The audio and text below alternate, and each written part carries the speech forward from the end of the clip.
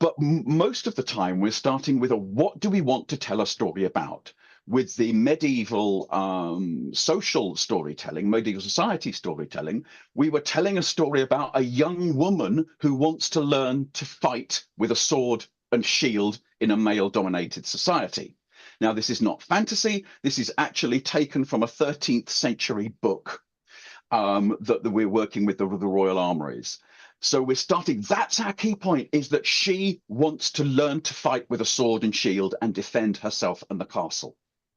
So we start with that, and then we think about the other parts of the story, but it is about giving the young people, the learners, something they want to talk about, they want to say, which then links, of course, to, I've lost one. Why do things happen in the story? I'm sorry, I've lost a slide, but you'll have to make it up. It's in the shadow there. Why do things happen in the story, and to whom? Well, obviously, we need to have a story that is about something. Young children will start telling stories about their toys and their brothers and sisters and their friends at playgroup and those kind of things. But the key point in terms of who are we following in the story, and having a consistency there. And that consistency is also followed by a consistency in events. What young learners do when they tell a story is they create heaps of events. Once upon a time, there was a zebra, and then Daddy came home. The policeman said no, and they're not linked together. So what we're aiming to do is support young people in creating cause and effect relationships, and those cause and effect relationships happen within events, and the more developed they get as narrators, we can create cause and effect relationships across the narrative. So we're aiming to support them in making connections so that the story has logic within it. One of my favorite pieces of research around drama, and drama is not the same as storytelling, is where drama was taught strategically to children of 10 and 11 years old in England. And then they looked at the effect on their exam results. And the children who had drama did well in maths. Now, I was originally a secondary school maths teacher, and Barbara C is now sitting there going, and me too. And I love that, because I immediately go, of course, because drama is about logic. Creating imagined worlds is about creating logic. And we are doing the same thing in stories. If we want to be absurdist or surrealist, then we can ignore the logic. But normally, we are actually taking a logical approach to the narrative world, to the story world. So I said, I call this session Storytelling is the Social Art of Language. And I can't claim that for myself. This is the quote I put on everything I do, because I think it is just the most wonderful summary of why storytelling matters in education. Comes from Vivian Gussin Paley, from her book, The Boy Who Would Be a Helicopter, which is only this thick. And I used to tell my university students that if they read it and didn't cry at the end, they had no soul, because it's about Vivian Gussin Paley's intervention in a kindergarten with a child who couldn't play with other children, and she used storytelling. And by the end of the account, he is playing with other children through the intervention of the social art of language. So that's where I want to finish on the Vivian Gussin Paley's fantastic framing of storytelling.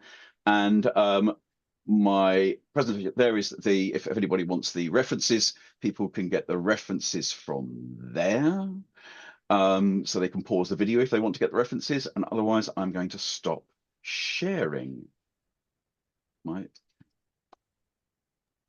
And that was in... Ladies and gentlemen, that was Mr. Alistair Kevin Daniel. Please put your hands together for Alistair. Thank you very much. Thank you. It's really interesting. You were saying something and I interrupted, Alistair? I think just I was going to turn my PowerPoint off. I think that was all. Okay. Anybody got any questions from that? That was 15 minutes. I did 15. I thought that was pretty... You're very, very English, Alistair. No worries. Yeah, you've got this. Evita's got a question, I think. Do you? No, I think she's sewing. No. The hand was up in the air. She was sewing. Oh, I see. I see. I thought maybe the baby had a question we should answer. I love the way you framed this, Alistair, how you break it down in parts. This is very analytic, and it helps with people who want to create a story, actually. If you Former don't maths have teacher. a set story, if you don't have a set story and you create it with your students, these questions are really helpful on how to go about it, I think. Oh, Babasi, go ahead. Mine's not so much a question. First of all, Alistair, I have not seen you in this light before, and I like the light, but I'm not walking toward it. I agree with you. When I tell stories, I've had the pleasure of teaching math as well as other subjects. And your points about who, what, when, where, and how, and why, we call the questioning mind. And whether I'm telling a story or teaching directly, but see, that's the same thing to me. We engage the questioning mind. So we want we want the audience to think who, what, when, where, why, and how, all that affects them. But I did find, I do agree with you that with good storytelling, you increase not only math, but writing ability, as well as, because it's logic. Excuse me, I have these 1,000 thoughts here, and I know I can only express one at a time, and I'm not trying to take up too much time. But I agree with you, because logic, and a lot of students will not make the connection between logic, math, and storytelling. One little modification on the definition of storytelling is I use this as a definition that storytelling is the telling of events that may have or may not have happened. And I just share that. But I'm really fascinated by you. Every time you never cease to amaze me. So once again, bravo. The who, what, when, where, why. We do this regularly with children. We do this all the time with children. My challenge is to teachers and to storytellers is to use the same, and they're not applied to the. I mean, I'm not applying them to the story. I'm applying to the pedagogy. Yes. To actually understand what you are doing with learners, rather than just going, we're going to. I mean, one of the things that used to drive me insane was going to a school as a university lecturer to observe a student teach. And a student would say to me, I'm going to do storytelling or I'm going to do drama because I knew you were coming to watch me. And I go, yes, but what has it got to do with the learning? You're not here to please me. You're here to teach the children. If it's appropriate to the learning, hooray! And I will be delighted that you're doing it. If it's grafted on simply because I'm here, that's not good. Agreed. Absolutely. And I think that teachers in particular we don't have the imaginary brains that young people do. We need a more structured environment in order to function properly. And you still leave room to creativity, but having the frame around it, having the frame on how to do so is really, really helpful. So thank you, Alistair. I believe you will have helped some of our colleagues today. Good, thanks. And I'm a structuralist. I've always been a structuralist, but I don't. But I see structures as ways of enabling imagination to happen. Yeah. It's giving the frame that allows you to go, oh, I've got this now, and now I can do this. If you've just got an empty blank space, it is really hard to work imaginatively. Yeah, too chaotic. Yeah, I agree. Yeah. Yeah. Thanks again. So, Simona, darling, could you like to share with us how you apply storytelling to our line of work? Of course. Can you all hear me? Yes. Great to be here. And thank you so much, Alistair, for your presentation. I'm going to try to link something to what you said, because there are so many connections to what I do with what you just said. So thank you for your words. And I am a storyteller, but I'm also a language teacher. And so I teach English and Italian to learners that start from 3 years old and go all the way up to, I think, 75 is the oldest I had, but I'm open to possibilities. So what I try to do is to merge storytelling and language teaching. And why do I think that this is effective? I'm going to link to something that Alistair said. I tell stories and I ask my students to tell stories, mainly because when I tell them stories, I give them context for the language that I'm trying to teach them, and I want them to learn from what we are doing. Because so many times when we are teaching a language, we think that just giving an example for a sentence that we want to teach is enough for our students. For example, I'm trying to teach the past simple to my students. Oh, here are a list of sentences that have the past simple, that use the past simple. Here are a list of sentences. Example, I ate an apple, my friend went to the bar, etc., etc. But where is the context? So when do I use the past simple in real life? And what about telling them a story and using the past simple to tell them a story, to show them that these grammatic tense, verb tense is used in this specific context? Or what about telling them the story of Goldilocks and using a tense like the present perfect? Who has eaten my porridge? Who has broken my chair? To show them in action the different ways we can use grammatical structures or vocabulary. So it's, as Alastair said, it's to make connections between what we are trying to teach them, what we want them to learn, and the real world.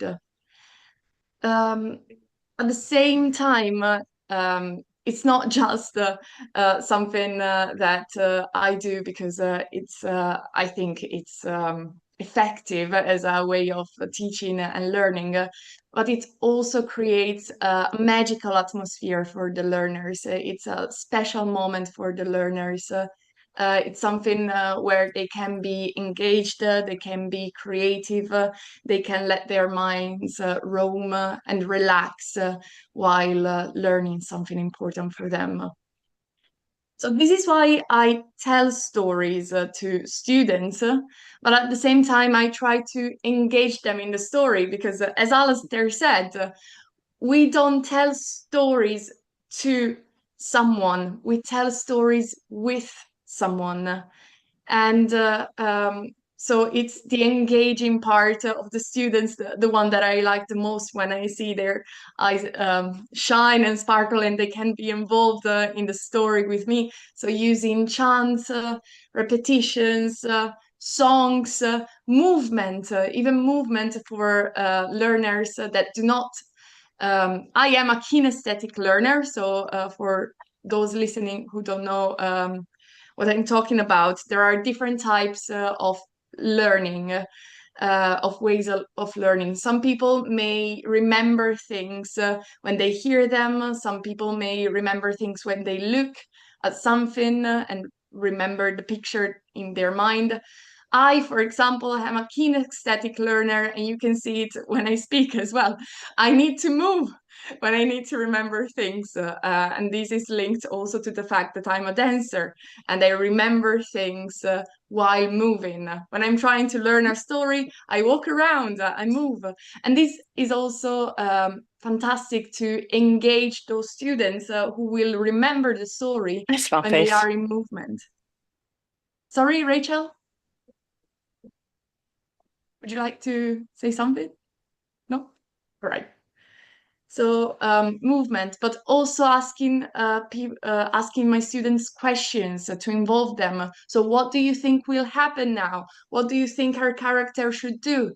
And sometimes you can also take their answers and put them in the story that you're telling, and co-create a story together. So this is a way to involve students. But also, from telling a story, from telling the students a story, to asking the students to retell with their own words. So why is this important? Again, I'm going to link to something that Alastair said earlier. So, Alistair, you said that storytelling is an oral recounting of a narrative that is reliant on the linguistic capacity of the speaker. So it's not the words that I know how to say, but it's the words and the structures that my students know how to use. So they are not using my words and repeating something that they learned by heart, but they are using their own what they learned and their own capacities and abilities to tell the story. And why is this important?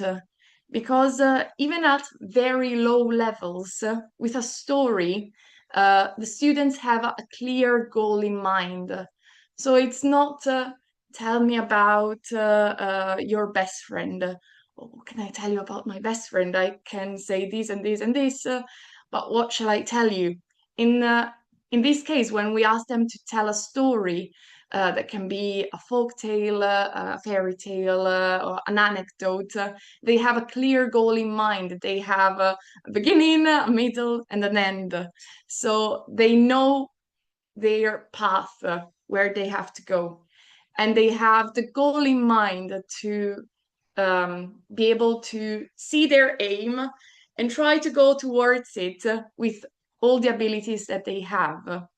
And in this case, for example, with very young children or low-level students that may have a low level of the language that we're studying, I ask them to go towards that goal with anything they have. So words in the language that we're studying, but also sometimes words in their own language. If they don't know how to say a word and they don't know how to rephrase that word so that they don't need to use that specific vocabulary, they can use a word in their language, and then we're going to study how to say that together. But it's not only voice, it's also body, because we communicate as much with our bodies as with our voices and our words. So you don't know how to say walk? I'm walking. So my character, he is, I don't know, going like this. And you mime walking. So it's a goal that they have in mind, and they're communicating something. So the goal is to communicate something to somebody who is listening. And well, I cannot speak enough about how fantastic it is to teach with storytelling, through storytelling, and the passion that I saw in my students. And the happiness that I always see in my students when when I arrive into a classroom and they say, "Oh, Simona is here. Today we're going to have fun and tell a story together and learn something together." So this is just a short presentation of what I try to do with language learning and storytelling. And if anybody has a question, again, I'm happy Before to. questions, let us put our hands together for Simona Stampazzi in Italy. Thank you, Simona. Thank you for all the effort you're making in applying storytelling, because I know you're not working as a freelancer yet, and sometimes the hardest people to convince on the value of storytelling in education is language school owners. Wouldn't I know? Indeed, you don't know until you try. So, anybody has a question for Simona? Unless there, I think, has. Yeah, Right.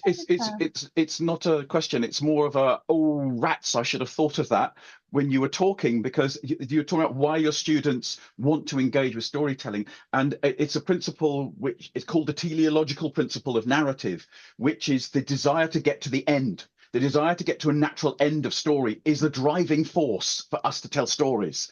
And you just tapped it, and I just thought, so I need to make a note of, thank you. I need to make a note of that. And it was a thank you for that. Thank what you, Alistair Alistair. said. I was going to make the exact same point.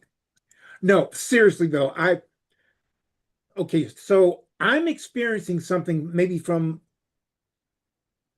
a reverse process. And I'm listening to both Alistair and Simona put into words and structure what I do organically. And I did not think those specific words and structures, but oh, I'm so glad I'm here this morning. I'm glad I had my morning cup of coffee. I am learning so much. Storytelling is, to me, most effective when it's interactive, and it is a great teaching implement. And so I just want to say to the teachers, thank you. I mean, thank you. And now I'm going back to being quiet.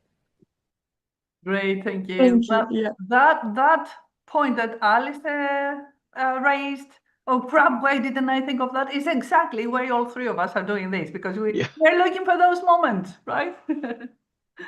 This is a Yeah. helpful bit. And also, I'm exactly like you, Babasi. So I struggle to find words to describe what I'm doing. So as Alistair knows, because I complimented him more than once, I love his structure because I struggle to find words to describe what I'm doing and to explain what I'm doing. So this is also good for me that Despina asked, because I had to think, oh, why do I do this? I have to put this into words. Yes, go on, Alistair, please. Can I just say, one of the things that's come up for me many times as an academic is, what is the job of an academic? The job of an academic is to state the bleeding obvious. It's just that you need someone to state the bleeding obvious, and then when it goes, oh, that's obvious, but someone has to say it. Yeah. Excellent. So thank you so much for your contribution, guys. Thank you. And before I start talking about what I do with storytelling in our line of work, I'd like to mention two things before I forget, because my memory is so limited. So one thing is that I met Simona through David Heathfield. So this is how I started applying storytelling into my classes. During the pandemic, when we had to teach people from a screen, and we were trying really hard to make this as interesting as possible so that you wouldn't have the child at the other end of the screen pretending to be learning while playing video games. Yeah, you had to put a much larger effort there, and also make it more interesting for us, of course. So I had started teaching several years ago. I had been into amateur storytelling for a short time before the pandemic. And when I saw that David was giving out those courses called the CREST, or Creative and Engaging Storytelling in the Classroom, I immediately enrolled.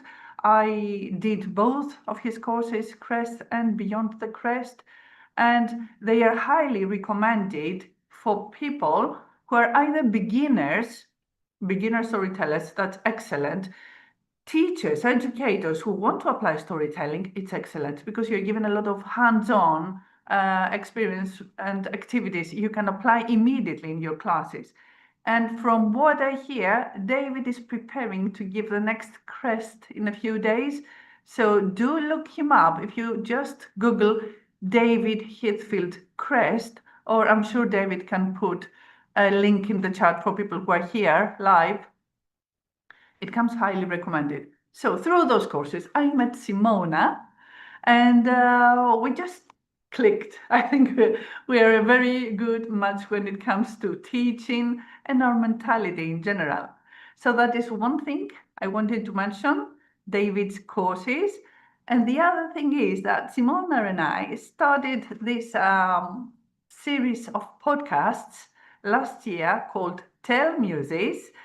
Two of the people present here today have been our interviewees, Babasi and Alistair. So it's up both on Spotify and on my YouTube channel, The Epicurian. You'll allow me a few minutes. I'll put the links in the chat later if you'd like to have a try it out, have a listen. So Simona had already done a podcast before with another colleague, and then he stepped back and I stepped in. And we created this Tell Newsies podcast, in which we interviewed 24 people from our storytelling tribe worldwide. This was pretty awesome. And I think we must have done well, Simona, because this year, Mike Crust, our artistic director from this festival, has invited us to do the second season of Tell Muses under Gawai's wing. So hopefully we will be able to interview more storytellers, and should anyone be interested in becoming an interviewee, please let us know, because in a few months' time, we'll start gathering content and working on that. Okay, so storytelling in class. While I was simply doing my classes, no storytelling involved, I found out that if the lesson was interesting, if what we had, the text in the textbook, was interesting to me, I could give it out, pass it across to the students in an interesting way, and then they would become so much more involved. I also found out that when we were doing writing activities, if I did not give them one particular structure, something boring out of the book, something mundane, like write a letter to the mayor, as if children would ever write a letter to the mayor, or stuff like that, stuff you find in a book and you're supposed to apply in class, but do not find resonance with the students. They do not apply to their everyday life. If I did not use the structure from the book, but instead of that, I'd give them a writing activity, a free writing activity based on story, which of course I already liked more than anything else. Their imaginations would grow wild. There would be dinosaurs and alien attacks and kidnappings and whatever. They would just love it. And this is what allows children to use their brain, their vocabulary, their grammar. I mean, they don't have to be perfect. You don't need them to be perfect. You just need them to try and use the language they've already acquired. So this was before combining storytelling to teaching. After that, and taking the structure I learned from David's courses, I have now divided it in 3 parts. So there is the storytelling I do with preschoolers that involves lots of physical movement, much like Simona described earlier, lots of rhymes and songs and repetitions, and simple vocabulary, and sometimes you just incorporate bigger words in there. You give a bigger word and you explain what it means, and then you have children repeat it. Like, he looked at me incredulously. Oh, that's a big word. He did not believe a word I was saying, or something like that. And then, when the next time you say the same word, they know what it means because you've told them before. That's just an example. So you can put language in there. You can give them new vocabulary that way. And then, of course, you apply different stories according to the age group you're aiming at. So if it's teens, there's so much more they can do than listen and repeat and try to tell it themselves. They can finish a story for you. They can be divided in groups and try to create an ending. And working as a team always helps, of course. Like during the pandemic and after the courses I attended, I was able to do this project with an Argentinian friend. So I had students of English as a second language in Greece. She had students of English as a second language in Argentina. would bring them together in Zoom, more or less same levels, B1 and up, B1 and higher.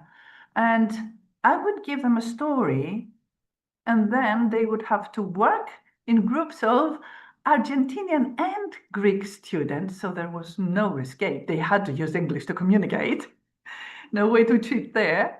And then they would have to see how the story would apply in their lives.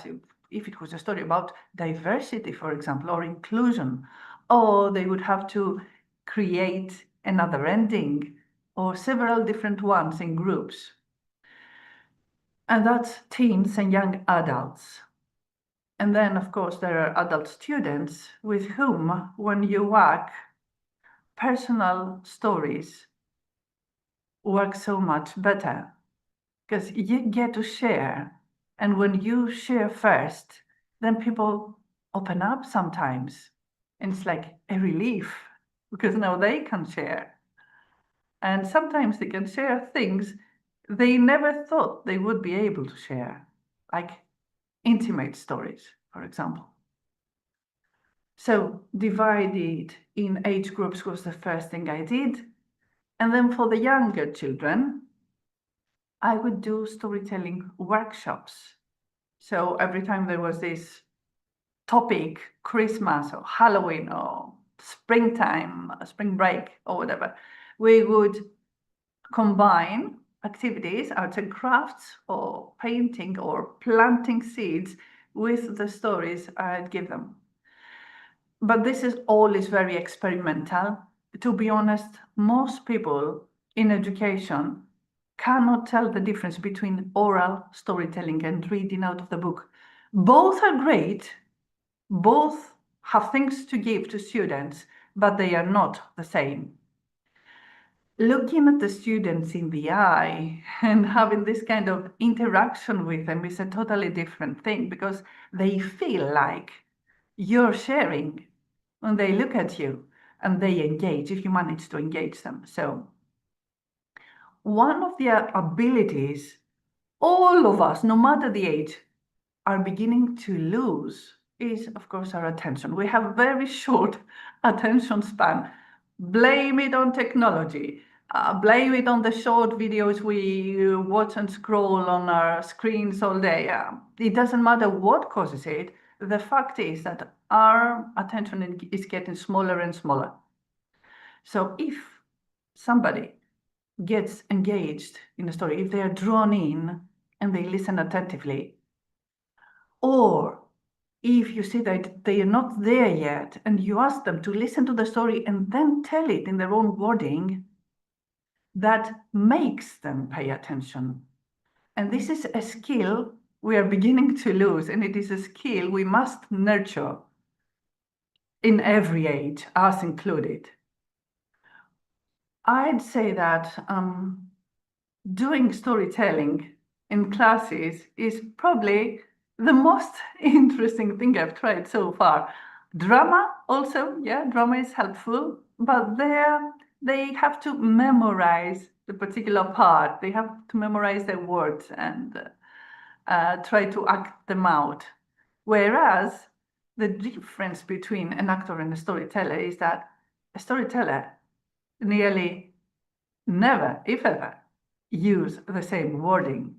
Every time you tell the story, it's a little bit different. Every time you tell a story, it evolves.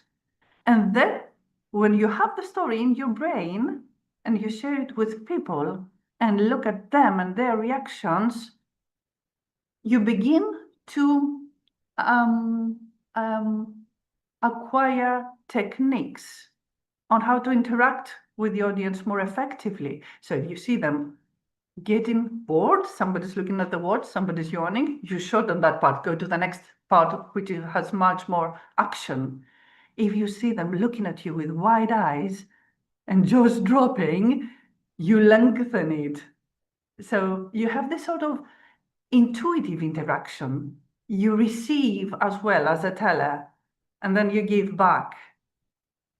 Well, that would be my so far application of storytelling in the classroom. To be honest, I have a fairly new language school of my own at long last after two decades. Thank you, Simona. After 2 decades, thank you, Alistair, of teaching. Thank you, Baba. And now I feel like I am raising a new generation of learners. And within a few years' I will be able to go out looking for collaborators to do the same thing I did in those workshops. So once they reach, thank you, David, once they reach a good level of English and they are able to interact, have an English conversation in general or discussion in particular about a specific topic, I think I will be seeking you out, guys, and see what we can do together with our children and have them work on the language through stories. That is the goal. Thank you, Keith. Thank you. That's all from me. And now I'm leaving 10 minutes. Ooh, look at that. I'm even Englisher than you, Alistair, now. I know such word does not exist, but we must be creative. 11 minutes for discussion. Please, we need your feedback. Alistair, please. I want to pick up what you were talking about, the difference between reading to the students, and you talked about the contact, the engagement, and I think you're absolutely right about the key to the reduction in attention span is about engagement, about making something that we are interested in. And one of the struggles I've had it with student teachers is the confusion over engagement and fun. And they see it as everything has to be fun as opposed to be engaging. And I go, oh, so the Diary of Anne Frank, that's going to be fun, is it, when you're doing that? And they go, oh, no, it's about that engagement. But I want to go further than a little further than you in the difference between the reading and because when you tell the story to your students, you are saying to them, here is the person you know, the person in the space with you, putting language to creative ends, as opposed to a distant author who isn't here, someone who's over there and we don't meet. But this person with you, in the room with you, is showing you that people like you, because I'm like you, can do this and put language. I think it's so powerful. And so, yeah, power to your elbow. Lovely. I know, Keith, you were a language teacher, Wolverhampton, Keith. Australian Keith now.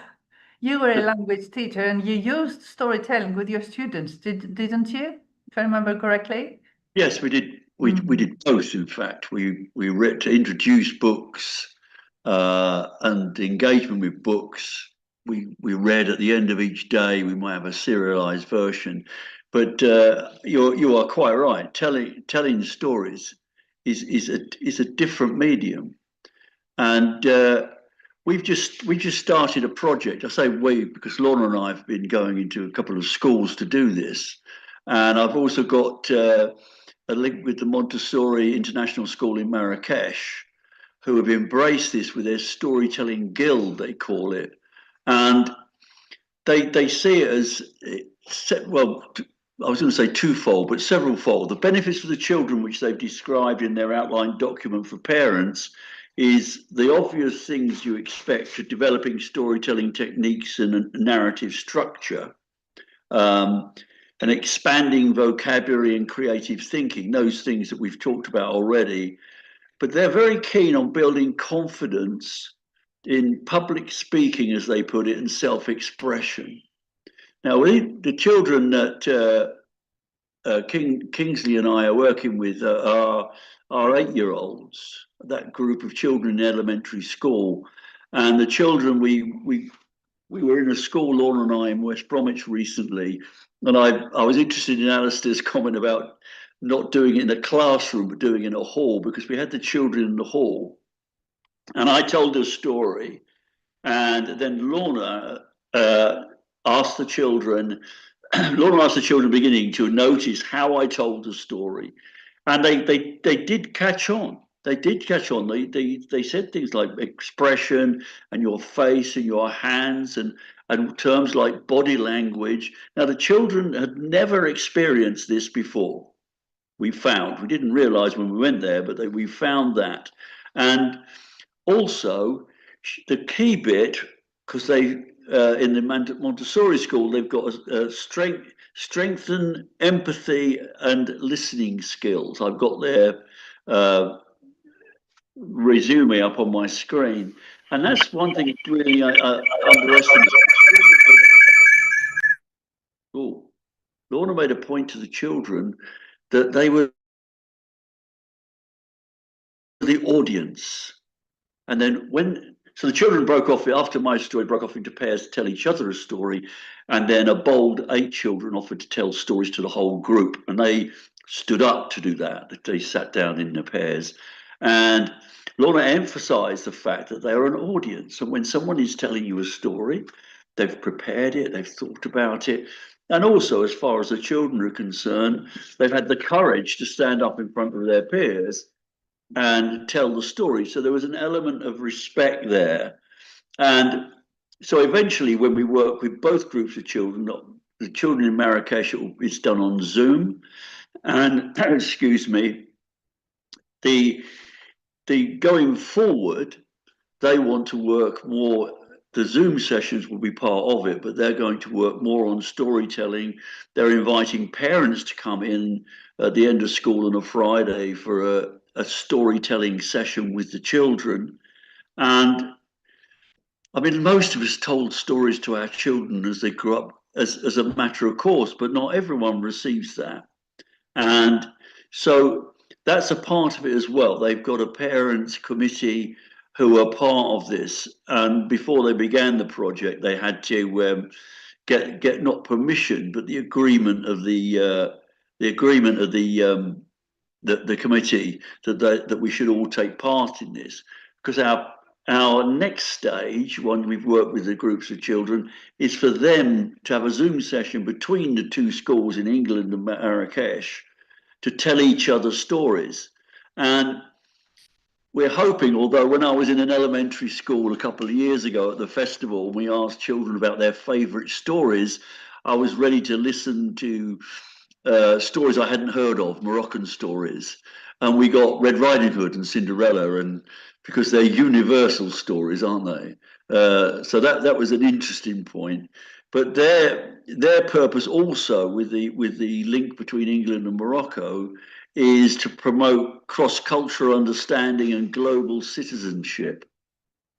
And I think there's when I was actually in school, before I was retired, we had several links when video links were just beginning with schools in different parts of the world. And a big part of this was discussing how they lived. So a school in Taiwan, for instance, was 10 form entry. Our school was Wolverhampton was 2 form entry. There was 10.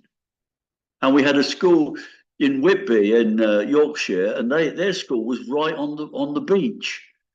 And those kids thought it was brilliant that our kids could go just down the road to a shopping mall.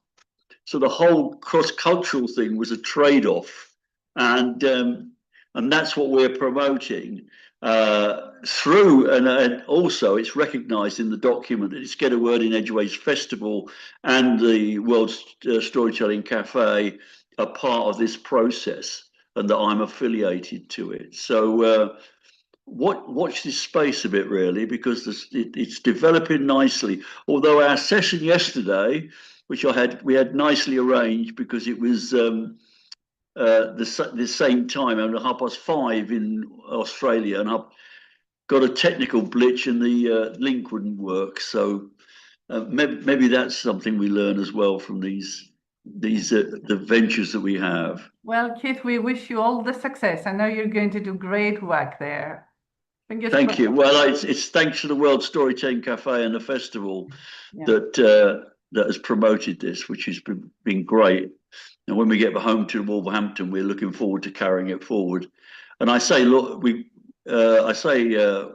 because we found that Lorna coming as well has been really handy, having 2 different voices. Yeah. So the children's attention is focused on 2 people and not the same voice all the way through. But you know what? Anyway, my experience. that's my project. Not just Red Riding Hood and Snow White and the very, very well-known tales. Because, Kit, you tell that story. When I was in Marrakesh in 2023, Alistair and I did a school together. And then I did another school. We went to another school with Liz Weir. And I told them a story you normally tell. That is the one with the very rich fellow who loses his purse in the market. And Oh, then yes. a Yeah. very honest person finds it. I'm not going to spoil now. I'm not going to give it away. Just so you know, I was telling the students this fairy tale. And then when I reached the middle, the Quran teacher stood up and told me, "This is an Arab tale. Can I please give the students the ending?" And I said, "Yes, of course." So you see, there are more global stories than we Yes. think. It's so interesting. I had a discussion when a storyteller came into school who travelled the world collecting stories and about this very thing. And Cinderella, in Central Africa, it's a chief's son, and she has a sandal. And a friend of mine we was in the discussion, who was brought up in the Punjab, said it was the Maharaja's son, and a servant.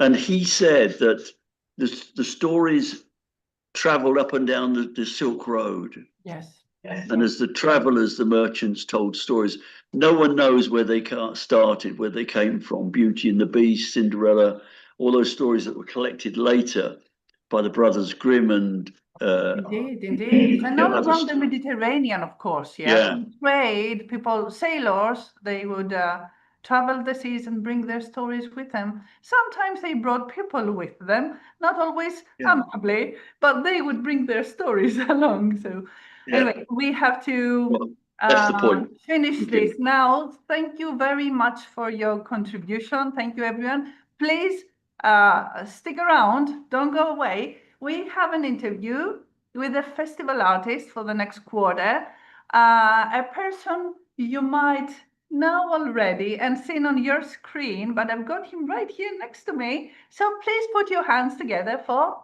Shane Eaves.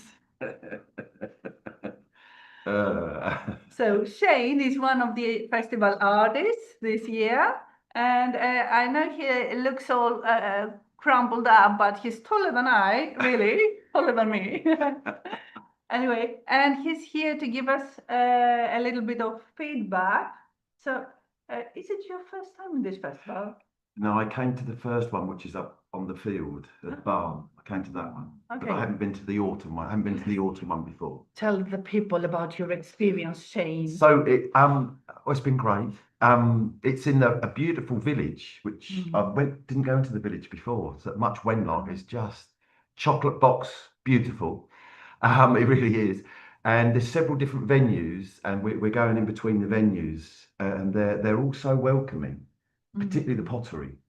Yeah. It's a pottery workshop, and they've got like a little coffee shop in there, and even a small little bar.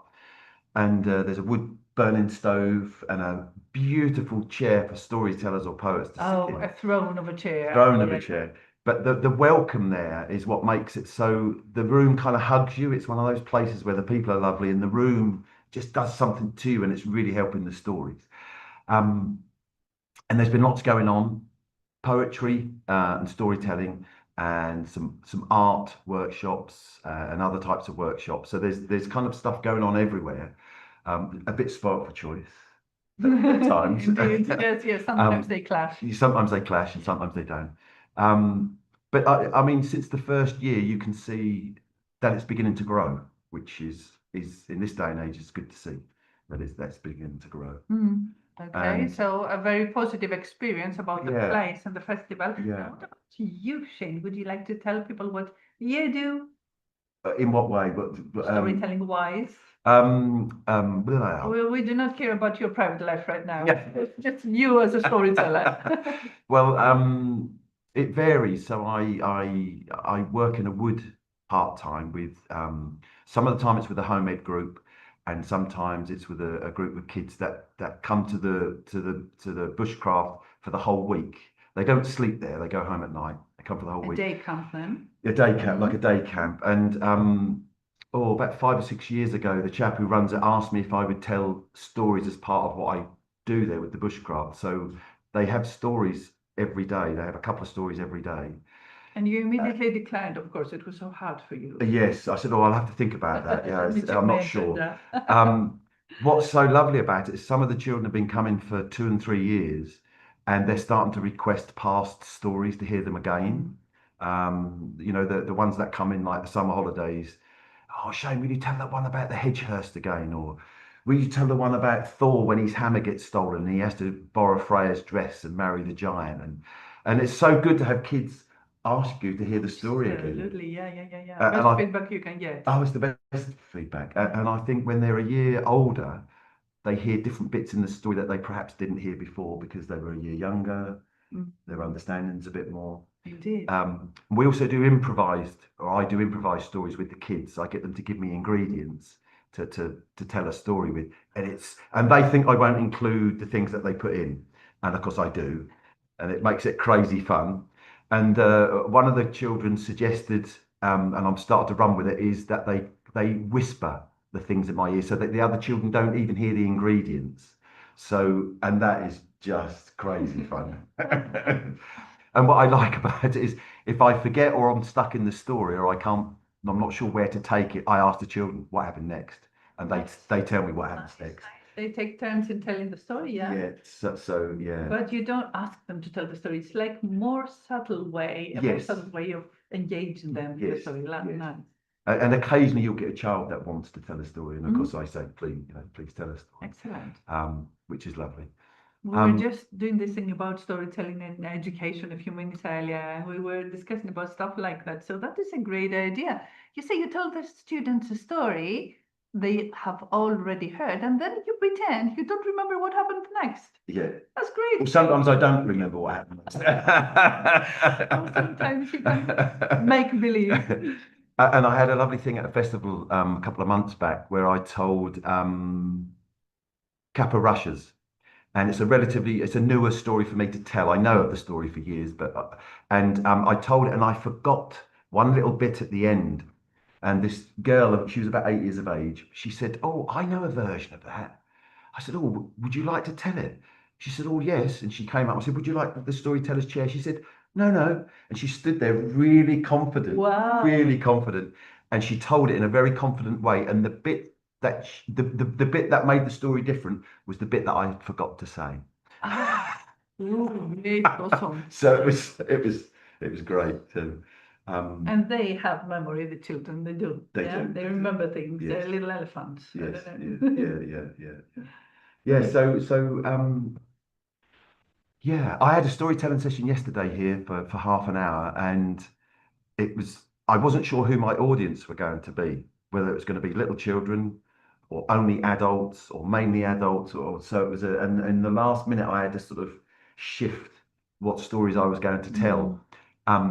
So I felt like I was a little bit on the edge, but often that gives you something when you're on the edge a little bit. But apparently I did okay. Apparently. So. Yeah. This is exactly why people who are looking for storytellers should contract professional ones, because they can adjust.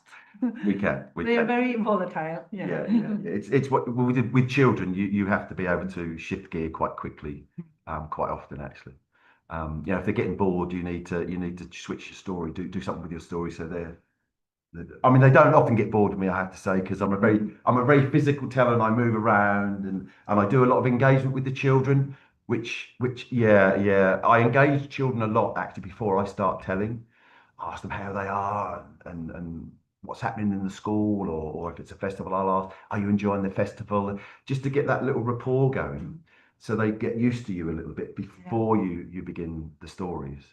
And So the thing you do in the wood, where is that? How can people? If someone is interested in enrolling their kid, how can they find it? Yeah, it's in Surrey, in Chertsey in Surrey, and it's a place called Big Hat Bush Camp, run by my friend, colleague, and we teach bushcraft at quite a high level actually for children.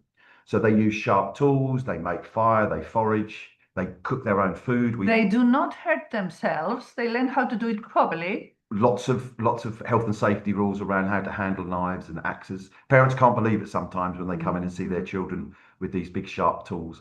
we rarely have an accident because the children, because we're so on the health and safety. Yeah. And we keep getting them to, every time we have a session, we get them to tell us, so what are the rules around handling a sharp tool? And we need to know that they all know what the three rules are, the three main rules. And I'm sure some of those children might have not even, peeled an orange at home. completely, yeah. Well, we know that children aren't as dexterous as they used to be. They're not as strong in their hands. And we see that, but with the bushcraft, they develop. And the children that come for the whole week, they learn so much. Yeah, I often do a feedback session on a Friday and say, Pardon me, what is bushcraft? Said the American. oh, yeah, so it's doing stuff in the wood, Babasi.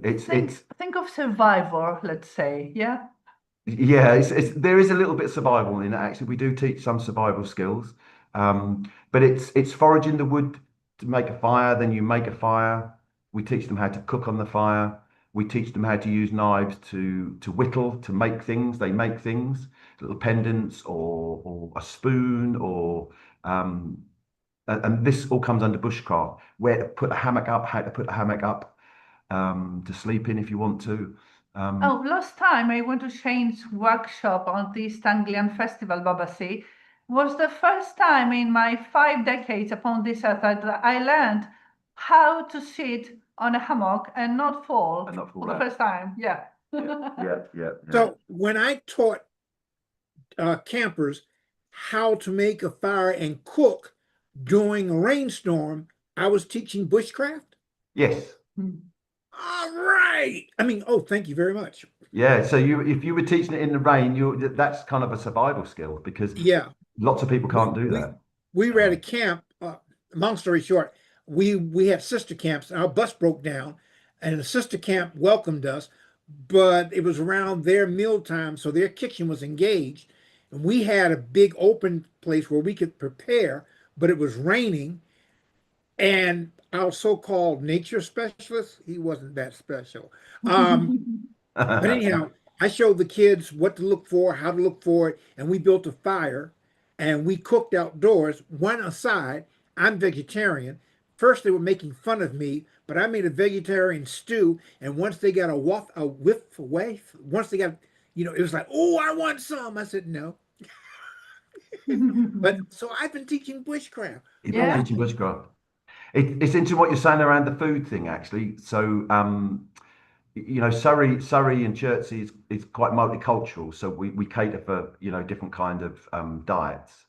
But what we don't get into too much is what I call the fussitarians. The children that go, oh, I don't eat tomato, or I don't eat this, and they make the pizzas. So I just say, well, don't eat the tomato then, and so we are sympathetic. If you're a vegan, we're sympathetic. I understand that. But we don't cater for the fussitarians too much. And do you know what? All these fussy children, once they see that pizza, because they make a homemade pizza on the campfire, every child eats it. Yeah, of course. And they say it's the best pizza they've ever eaten. And because we don't buy into this, oh, I don't eat that, we say, why don't you just try a little bit? Just have a spoonful, see what you think to it. And often they go, oh, I like this. See? So we introduce them to new food. Excellent. Because So wherever if else I they are, may insert a very brief personal story, I wound up being the guardian. Moment, Babasi. There are only 3 minutes and we don't have time for your personal story. Please It hold would have it been done by now, but there. okay. Hold it there. Thank you. So Rachel says it's like what you learn in Beavers and Scouts in the US and Canada, yeah? yes, Brownies very and similar. guides too. No. Very. So in order for our people to be engaged, Shane, is there a 3-minute story you'd like to share? Well, I have a story that I can tell in 3 minutes. So, and I told it yesterday to the kids. So there is a place in England called Budleigh Salterton, and it's on the coast in Devon, and the sand is almost orange, and the cliffs behind are almost orange. It's along the Jurassic coast. And I was there several years ago, and the night before there'd been a really ferocious storm at sea, and there were lots of dead seagulls sort of thrown up and battered against the cliffs and what have we, and there were hundreds, thousands of starfish that had been thrown right up on the beach, and they couldn't get back into the sea. The sea had gone back out, and they were dying and dead. Most of them were dead. And there was a little girl walking along, and she looked and she saw a little movement on a starfish, and she bent down and she picked that starfish up. She walked it down to the edge of the sea and she put it into the sea, and the starfish swam off. There were two old fishermen walking past, and they said to her, "You're wasting your time, my dear." And she turned and she looked at those two men in their eyes and said, "That starfish didn't think so." Yay! That's my short story. Excellent. And that's a real story, right? So the first bit is the real story. I really did see that, but the little girl there is this story of the starfish, and it has a little girl in it. But the first bit is I really did see it. That's why I tell it, because I really did see this phenomena of all these starfish. Perfect. Yeah. I love starfish.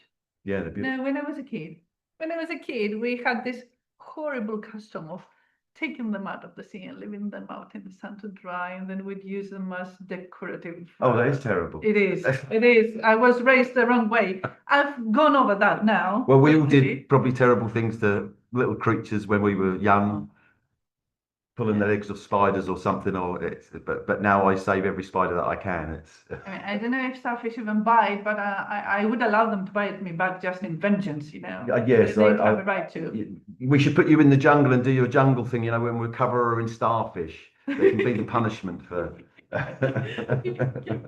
Goosebumps. Yeah. Excellent. So, okay, thank you, Rachel. Thank you. So, in less than a minute now, we're going to have our very own Lucy Anderson Wood do this interactive workshop on Baja. Hello, Jim. Welcome. Baja is a Moroccan word, and we have translated as joy or well-being. So it's going to be an interactive workshop to adults on well-being. Fantastic. And please stick around and let's have Lucy Wood. Thank you, Shane. Thank you, everybody. Thank you. Thank you. Thank you. Thanks. I'm going to try and share my PowerPoint, but let's see if I can. Yeah, so I think I'm just sharing my whole page here, but that's okay. Can you see it? If not, Waleed has said that he will share it. We can see it. We can Oh, see you the can. whole screen actually. I think you can widen it, and then we'll just see the one. Let's see. View, most likely. View. If you click on slideshow, A slideshow. Yeah. there you go. Yeah, okay. So I think I know most people here, so I probably don't really need to go through this, but in case some of you don't know my background, I'm a psychologist and hypnotherapist, and the kind of therapy that I do generally is called internal family systems, or IFS. And I've also started teaching this in different settings and assisting the teaching. And I currently work in a secure hospital, and also I work online with people who have a variety of challenges in their lives. I'm co-founder of the Misfest Storytelling Festival and the Henna Cafe, not with 3 N's normally, but anyway, and the World Storytelling Cafe in Marrakesh. Yeah. So I'm going to tell you a story. I don't usually tell stories, but I'm going to tell you a story. So once, a very long time ago, or if I was John Rowe, I'd say a very, very, very, very, very long time ago. That wasn't very good, but a good imitation. In a faraway land in Morocco, in North Africa, there was a young woman who lived in the winding streets in the bustling city of Marrakesh. Now, in her street, there were very many cats.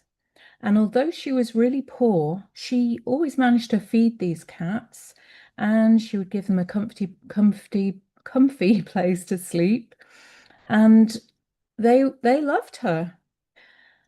However, this lady, this young woman, felt a quiet sadness that she couldn't quite name. Now, one evening, as the call to prayer echoed through the city, she noticed an unfamiliar cat sitting beside her. It was thin and very, very old. So she gave it a small piece of meat. In fact, it was a piece of meat that she had planned to eat herself that night. The cat looked up at her with really grateful, beautiful green eyes and settled down to sleep next to her. In the morning, the cat was gone, but where it lay was a small green glass jar, no bigger than a fig, but much smaller than an orange or a pomegranate.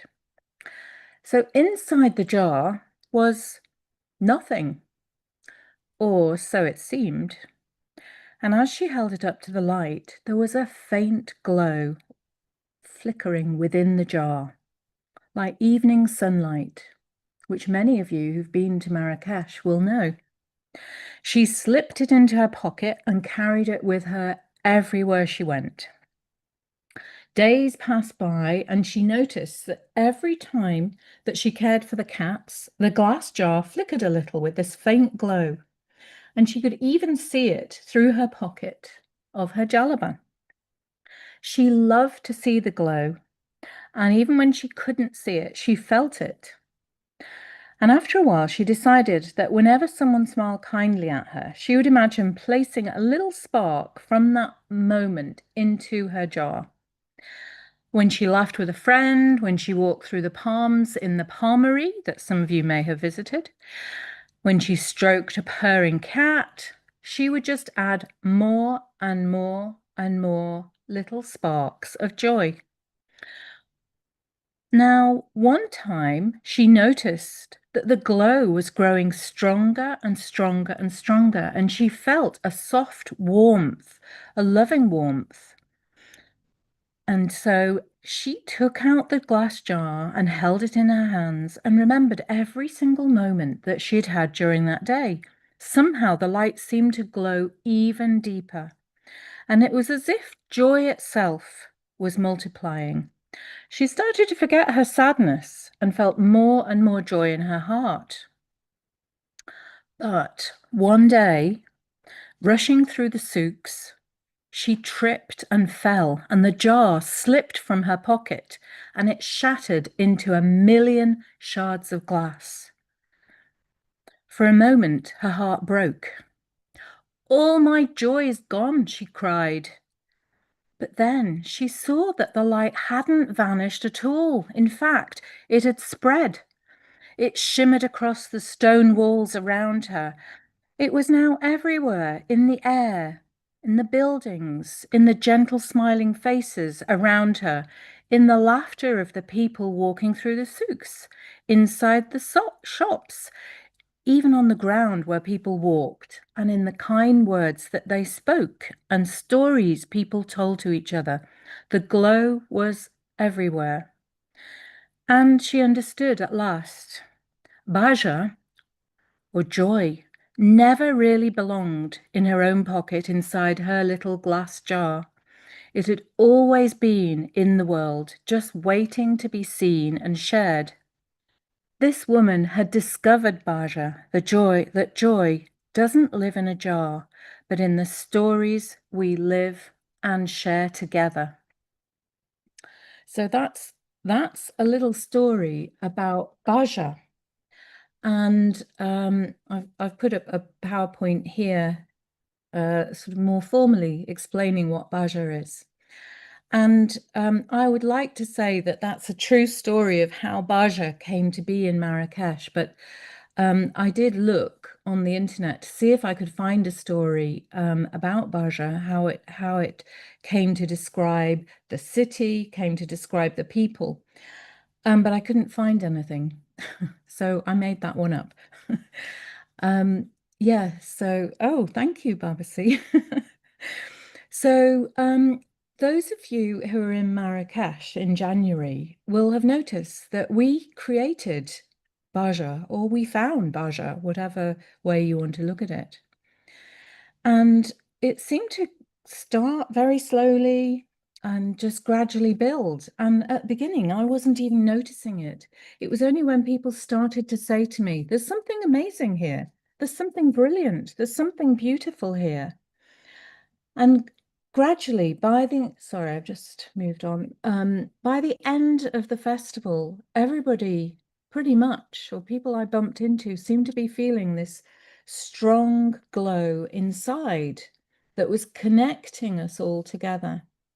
And even 2 or 3 weeks after the festival, I was still getting messages from people saying, I still have Baja, it's still there.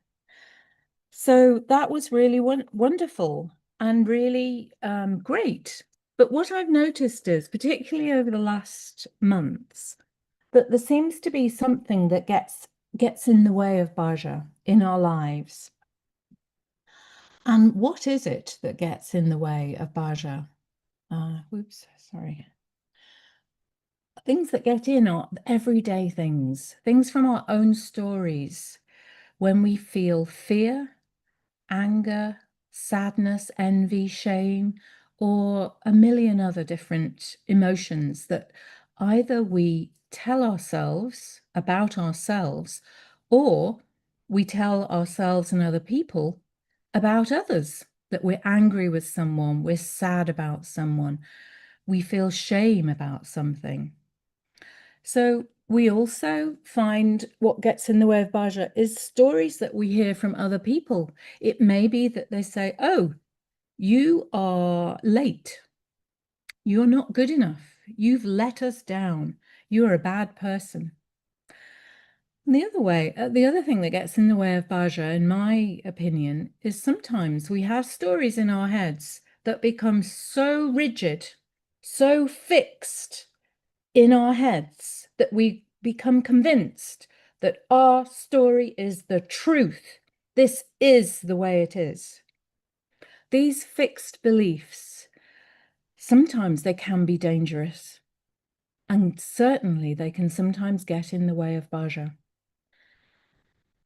So our brains, or we as humans, we are storytelling machines. Our stories live inside us. We live and breathe our stories. We think our stories. Our bodies tell us our stories. We narrate our lives throughout the day, how our day will go, who did a good job, who did a bad job. And our interpretation of a story can sometimes be right and sometimes be wrong, and sometimes be a mixture of the two. Sometimes we can imagine what other people have as stories in their heads, and it can create a drama. Oh, she ignored me. I sent her a text message. It was a really important one, and she completely ignored me. I don't like her anymore. She's rude. Or something else. Or if you trip up in front of someone, oh, I'm so clumsy. They must think I'm really stupid. Oh, I can't go there again because they're going to look at me and think what a klutz I am. So we create these little micro narratives, we could call them. And sometimes we combine them with our old stories from when we were children. So, oh, I'm clumsy. Oh, I've always been clumsy. This is just how I am. And so the stories become fixed, and with repeated saying of these stories and thinking of these stories and feeling these stories in our bodies, the brain chemistry starts to get stuck. And specifically in our hippocampus in the brain. Those of you who don't know me, I'm a little bit nerdy, or maybe quite a lot nerdy. That is part of my story. But the good news is, and some of you I've talked about this before, this is something I'm really excited about. There is something called memory reconsolidation. And this is good news, because this means that our stories are not fixed. If we don't want them to be fixed, memory reconsolidation is something that, amongst other people, Bruce Ecker has done a lot of what's called fMRI, functional MRI scans of brains, and found that actually the hippocampus can change when our stories change. I'll talk a little bit about this later. So why we've talked, Alistair talked a little bit about this, and also Despina talked about this. When we hear or when we tell a story, our brains synchronize with each other. You know, there's been people who've looked at MRIs with storytelling and found particularly that our mirror neurons, which is a controversial concept, I have to warn you, not everybody believes in them. These mirror neurons that I do believe in, they light up when we experience emotion, movement. So I do a form of dance movement, which is like a story dance. When we feel empathy with another person, our mirror neurons light up. So our stories are actually changing people's brains. Another thing, which many of you will already know, when we hear stories with emotional content, our oxytocin levels rise, and that's the bonding hormone, you know, and a mum and child bond together. Yeah, so how is that linked with Bhaja?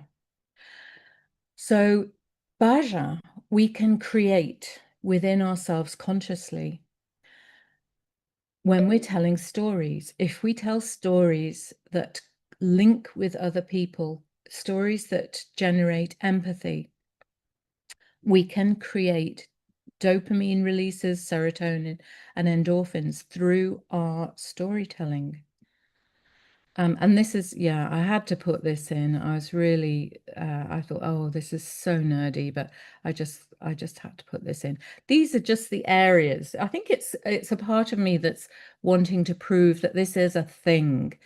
So there's something called the default mode network, which is actually responsible for us being able to do an awful lot of different things.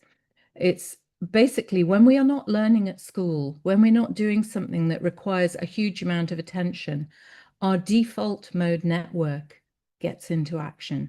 So we have this little story going on about our lives the whole time. All the time, our brain is working. It's not that when we've stopped work or we've left school that we just go home and relax and our brain has a rest. No, no, no. Our brains are active all the time. And what does our default mode network do? It creates our whole life story. We think about others' perspectives of ourselves or of others or of our culture, of our actions. And one of the things that it's responsible for is rumination, which can lead to depression, especially if it's accompanied by really unpleasant self-narratives like, oh, I'm stupid, I'm useless, I don't deserve to be here, I'm hopeless, there's no hope in life, why am I still here? I don't deserve to be on this planet. Now, something I've talked about, this is my little passion, IFS, internal family systems, is a kind of intervention, a therapy that can help restore balance and help to bring Bhaja. And it's through this concept of self-leadership, which I'll mention in a minute. Yes, I'm going to skip over that. Yeah.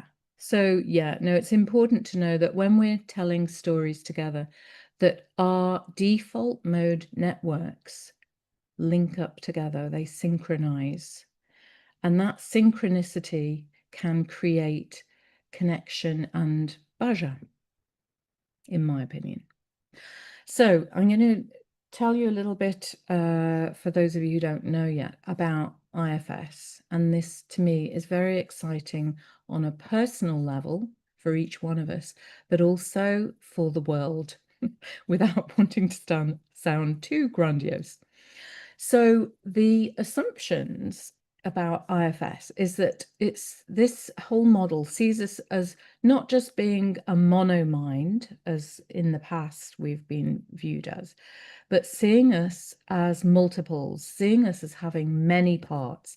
And I don't mean multiple personality disorder, just we all have many parts. You might want to think now about some of the parts that you may have.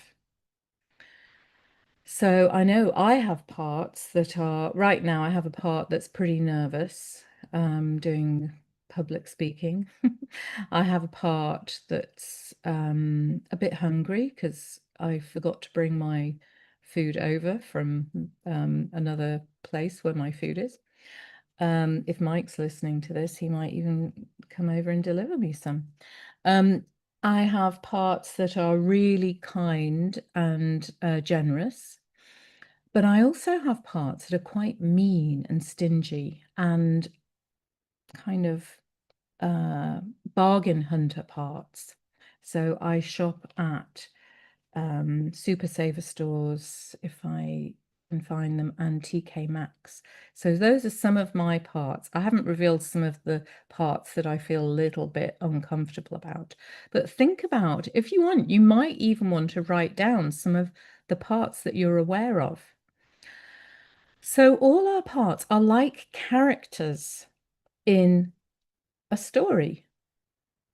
And within IFS, certainly not within storytelling, but within IFS, all parts, all characters are good, even the ones that look bad. So the ones who are tricksters in stories, we would say they're good. And the reason is that all parts of us, including the ones that do terrible things, are doing the wrong things very often, but always for the right reasons. And the right reasons are protecting ourselves. All of our parts have as their primary motivation the desire to keep us alive and to keep us safe and our well-being. Oops. Oh, why is that not moving on?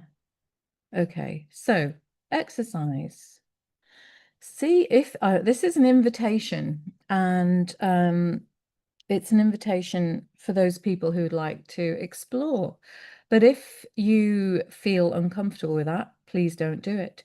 I invite you to recall something minor, not something serious and major, but something minor that went wrong in your life today, or this morning, or sometime this week. And just notice inside the tone of this narrative, the voice of this narrative. Notice whereabouts you might be sensing this memory in your body. It might be in your heart, it might be in your throat, your solar plexus, could be all over. And just imagine the voice of that memory as a character. And you can either name it, or if you're feeling adventurous, you could ask that sensation, that memory, that feeling, what are you, or who are you? And very often these parts will respond to us, which when I first discovered this, found this quite bizarre. Now it seems pretty normal. So it maybe you've got a part that was blaming yourself for something, or it could be a part that forgot something, could be a part that said the wrong thing to someone. I don't know, just see what it is. And invite the calm part of yourself, the adult part of yourself, to speak to this little one. And you could say something like, thank you for trying to help. Thank you for trying to help. Or you could say, welcome, you're really welcome in my body. Or I've noticed you. I'm curious about you and I'd love to get to know you. Or whatever feels right. That is, if you did this exercise, that's the beginning of IFS awareness. Thoughts, words, emotions, physical symptoms, an inner voice, just some kind of vague feeling, an impulse to do something. These are all parts. It's not just words or not just actions. And there's 3 different kinds of parts. There are managers, and these are the ones that we think of as good, helpful. So these are the ones that got you up this morning. These are the ones that get you dressed, make you brush your teeth, make sure that you don't wear a yellow t-shirt with purple trousers, unless you do. These are the ones that make sure that you write letters when you need to, pay your bills. Sometimes they make you work a little bit more than you might need to. And that's where they start to link into firefighters. So firefighters are not interested in preventing harm. They are only interested once harm is there, once there's a really unpleasant feeling, they're there to distract you or to soothe you. So they're the ones that make you grab for that bottle of wine. They're the ones in my system that grab that chocolate. There is a chocolate here. They're the ones that make you work, work, work.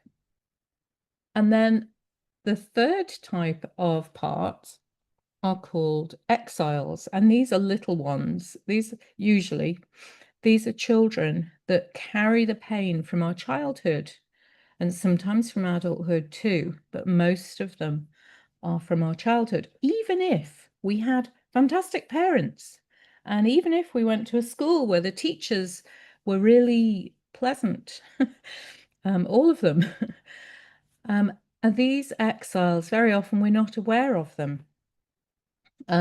They pop up every now and then because they want us to be aware of them.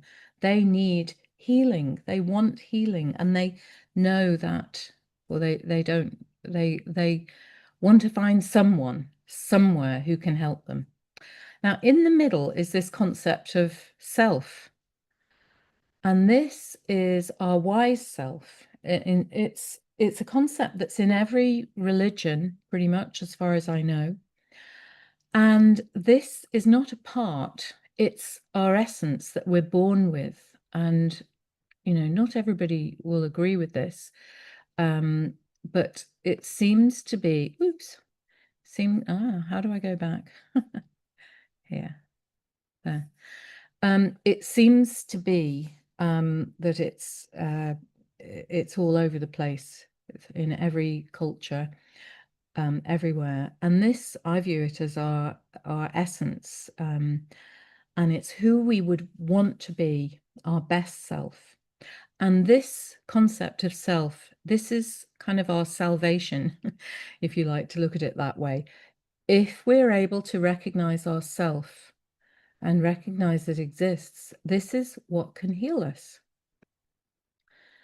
Okay, yeah, I've already talked about that. So if we're doing therapy, or some people don't want to do therapy, they just want to explore, what would be the goals that we would aim for? We want to liberate these characters, these parts, from their really extreme roles that they have.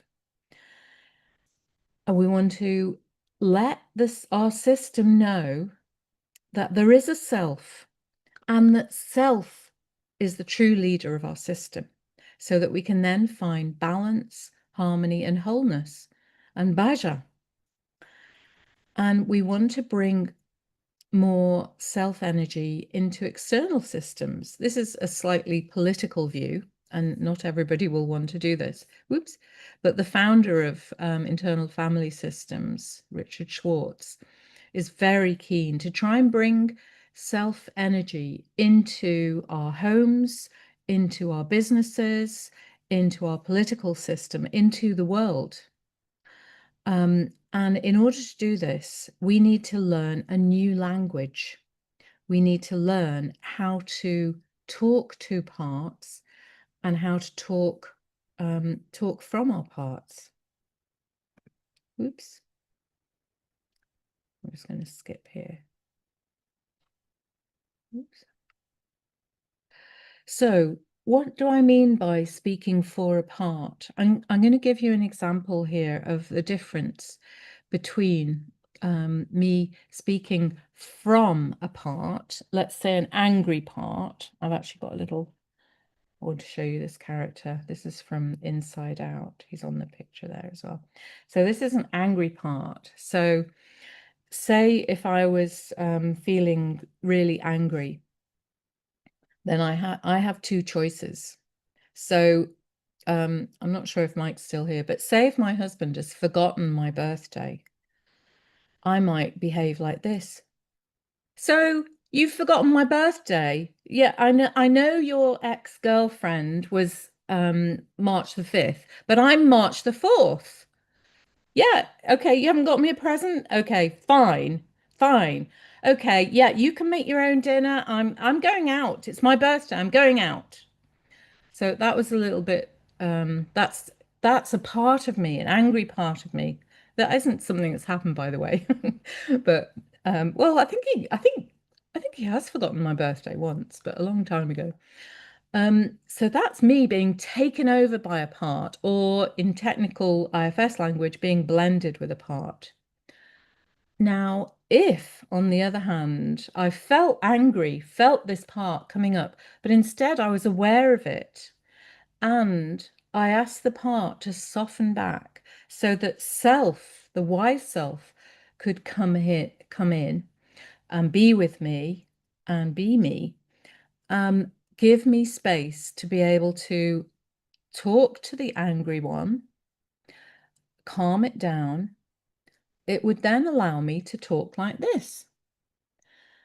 So I might start off saying, oh, you know, there's a part of me that's feeling really angry with you because looks like you've totally forgotten my birthday.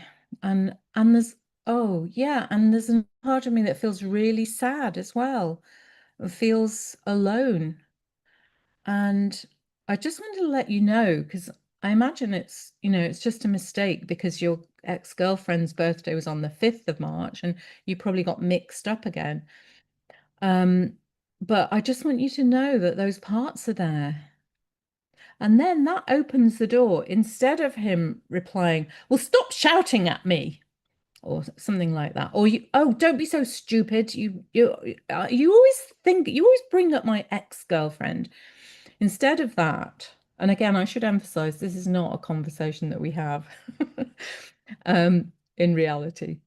Instead of that, he might say, oh, I'm really sorry. I'm so sorry, because he won't be activated by my anger. He'll be hearing my wise self speaking.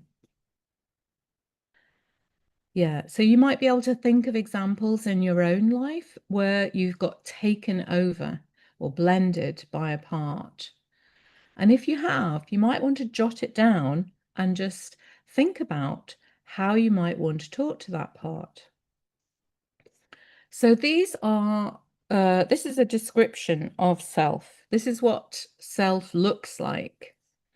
So this is, they call this the 8 C's: calmness, compassion, being creative, curious, connected, confident, courageous, and having clarity. And there's also other qualities. There's many more qualities of self and wisdom than just these. But if we can breathe in, and this is how I do it, don't always do it perfectly, but this is how I do it and how I encourage clients who I work with to do it, is I'll slow down and breathe. And I'll ask myself, what do I need right now? I might ask a part, what do you need right now? So my anger, what do you need right now? And it might be that it needs a hug, in which case I can hug myself or hug myself in my imagination if I'm in public, and it might look a bit weird to give myself a hug, perhaps, although who knows what I'm doing. Or it might be that they want something else. It may be that they want some patience from me so that I can have patience in a particular situation that I'm in. It may be that they want some playfulness. Very often my parts say, I want you to go and dance, or I want you to go and be silly or to be funny. Just let's have some playfulness. But think about your own systems. And if you want, you could get into this habit of asking the parts that seem distressed, what do you need? What would you like from me? Yeah, so I've really talked about that. So I won't really go into this much, but there's some different ways that we can get to know the parts. And the thing that I found most important is to let the parts know that they are really, really welcome, that you are not going to turn them away. You're not going to tell them off, that you are going to welcome them with open arms, and that you have curiosity about them, that you want to get to know them really well.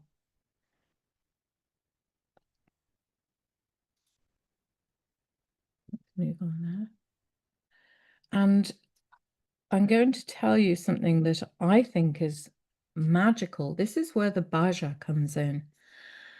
So when this is something that we can do in therapy. Some people are able to do this on their own, but it can be quite challenging to do this on your own. So certainly if you've had any sort of trauma, it's much better to do this with a therapist who's been trained in this. But I'm going to tell you how it works anyway, because it is like magic. It creates bhaja. So what we do is, when we found these parts, we ask the part to tell us what happened to it. What happened to this vulnerable child?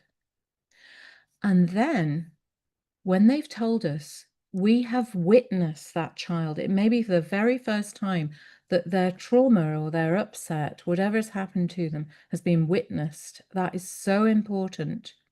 And then we do this thing that I'm very excited about, the redo, or memory reconsolidation.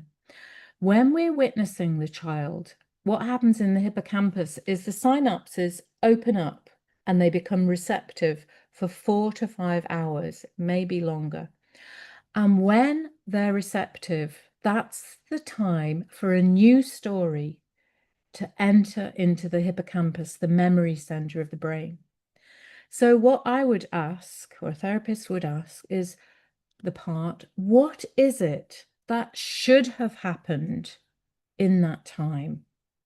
And then a story can emerge of exactly what that child really wanted to have happen. And it could be just warning here. I'm going to tell you something from my own system. It could be that you take Miss Southworth, who shamed you in front of the whole class, and push her in front of a train, and you watch her head rolling off. So I did give you a warning, Babasi, calm down, it's okay. It didn't actually happen in reality. It was only in my imagination. I was shocked that I could come up with such an idea. But when I asked the child, is this really what you want to have happen? She said, yes. Miss Southworth shamed me. I got her head chopped off. We're even. So in the child's mind, the child who was traumatized by the shaming in the classroom felt that this was an okay thing to do. And so it was welcomed because this is not real. And so the memory was reconsolidated, and I could remember the shaming, but it no longer held that fear for me. Okay, so I can see that the time has moved on. So I'd like you to think about creating your own bhaja. So the process for that is notice your inner story, become aware of them, write down your inner story if you'd like to, draw your inner stories, get some colored pens and do that. Then when you notice that there's anything other than wisdom speaking, anything other than kindness or curiosity or compassion speaking, ask yourself, what part of me is speaking, is creating this narrative right now? Welcome it, thank it, don't shame it, let it know that it's a good part and ask it what it needs. And in this way, storytelling becomes healing. And if everybody did this, if we all lived with this wisdom ourself, we'd all respond to each other with connection, not fear, with joy, compassion. We would have clarity. So if things went wrong, we wouldn't just say, oh, that's joyful. We would be clear and make sure that we had dialogue. And I do believe that if we have this collective bhaja, this new conversation, these new stories, this could, if multiplied, it could change the world. So every single new interpretation I view as a seed, sowing a seed of peace. And that may sound grandiose, but you're going to have to forgive me for that. We need some grandiose ideas, I think. Yeah, so yeah, I've already said that really. So anyway, thank you for that. And I'm sorry, I'm aware I have gone over time. So apologies for that. Yeah, if anyone has any quick questions, happy to see if I can answer. Baba C has a question. Lucy, would you like to stop sharing the screen so Oh, yes. we can see people better now? Stop sharing there. It's Okay. more of a, when you were talking about being shamed in front of the class, it brought back a very vivid memory where an instructor went out of his way to shame me in front of the class. And I did the responsible thing. I questioned why he, as an adult, he was talking about people's parents, and he didn't know, and then he chose mine. And I said, you don't know my parents. Anyhow, long story short, I got sent to the principal's office. Ooh. My parents were called to the school, and my parents' attitude was, you need a grade from this man, just be quiet. And I learned, but what I learned in that instance was how to manipulate the instructor into thinking I was recapitulating for his bad behavior. Mm. And surprisingly enough, I don't hold any rancor, right? Because I realized that that was his problem. And my challenge was getting through his class. Yeah. And so, you know, I just wanted to share that. Yes. And that's why you saw the reaction, because Yeah. it brought back that It thing so reminded you. intense. Yes. Yeah. Yeah. Yeah. You know. And one of the things that we can say in that situation with someone who's in an authority position is instead of saying, oh, I really don't like what you're saying, which might get their back up, you could say, oh, sir, I have a question. There's a part of me that has a really burning question about that. And then say what it is you want to say. And then you are representing that part, that character in your story, rather than speaking with the energy, the anger, or the frustration or indignation. You're speaking from that wise mind, but you're not ignoring, your parents were perhaps saying, push that part aside, just push it down, swallow it, suck it up.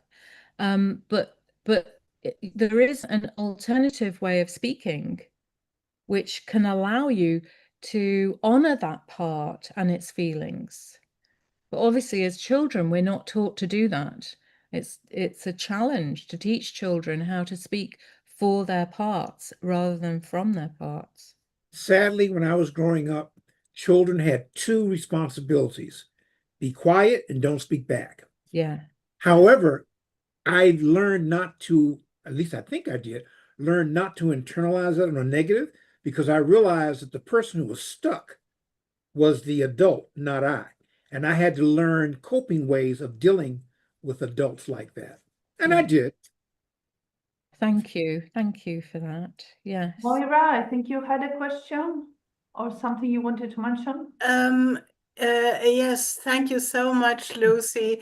That was so rich, and I'm only resentful that you didn't overdraw more because I'd like every input you could add. It reminds me of a lot that helped me in my life, whether you take it from science or world wisdom traditions or religions or nonviolent communication. It's sort of like a piece of a mosaic, and suddenly I felt like you gave me something of a missing piece or of a connection between what was already there. And it's I totally agree, if we want to change the world, that's where to start, whether we like it or not. Thank you. That's very kind. No, thank you. The only thing I wasn't clear what you meant when you said write down your inner story. What exactly do you mean? A story on a special moment, or? So what I think can be helpful is to get a nice big piece of paper, lots of colored pens, or could just be pencils, and start to go inside and say, who's there? Is there an angry one? Is there a jealous one? Is there a frustrated one? Is there an arrogant one? You know, the parts that we might label as bad as well as the ones that we are proud of. And then just draw them out and just say in your imagination, or you can say out loud, welcome. I'm really glad that you're there, and I'm curious to get to know you. If there's some parts that have been getting in the way of your life, you could start getting to know them and see what role they're playing in your life story. And if they're playing a part that's hindering you or hindering other people even, you could get curious and find out why and what's going on. And is there a way that we could change slightly, get to know the part, get to know why it's doing this thing?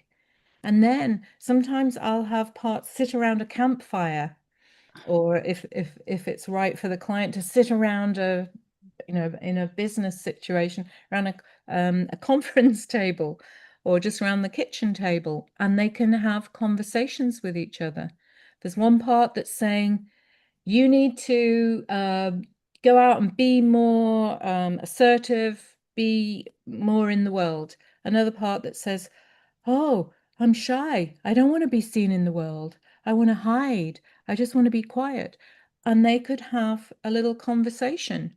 Most of our parts that get in the way have what's called polarities. And exploring those polarities can be really enlightening and helpful. Thank you. Thank you very much. I'm just really aware of the time and how I've gone over. It's all right, Moira. Lucy, thank you, Moira, for your contribution to this. And Lucy, I've got two wonderful people here next to me. I think you can see them and recognize them. And I can. Amy has a little something to say. I just wanted to say how I love how the system really works with traditional story, and just how many of the pathways are available to us in traditional story for that they've obviously been there as a tool for this system for years, of kind of like those rewriting pathways and giving us, like you were saying at the beginning, of trickster isn't bad, they're good and they're one of those parts. But I think, you know, again, it's one of why trickster is so important in stories, of that little person who is getting the revenge on our behalf, that we can really internalize and kind of absolutely, and kind of why so many folk tales are so vicious. Like we really need all of those baddies to kind of have their heads chopped off, or and have really fitting retribution. And just, I mean, I'm interested in finding out more, because I think this has been worked a lot with refugees and kind of rewriting the possible lives that they could have and should have and wanted to have, and exploring those. And again, kind of looking at traditional stories like the story of the children who are put on in the wagon to go to the camps where they're going to be killed, and they're told their stories on the journey, so that when they get out at the end, actually there's these 3 old people that get out instead of the 3 children, and they've actually got to live all of those lives, but only on that journey. And just, yeah, so it's just been really exciting kind of how well this system works with the traditional structures that we have to support us anyway.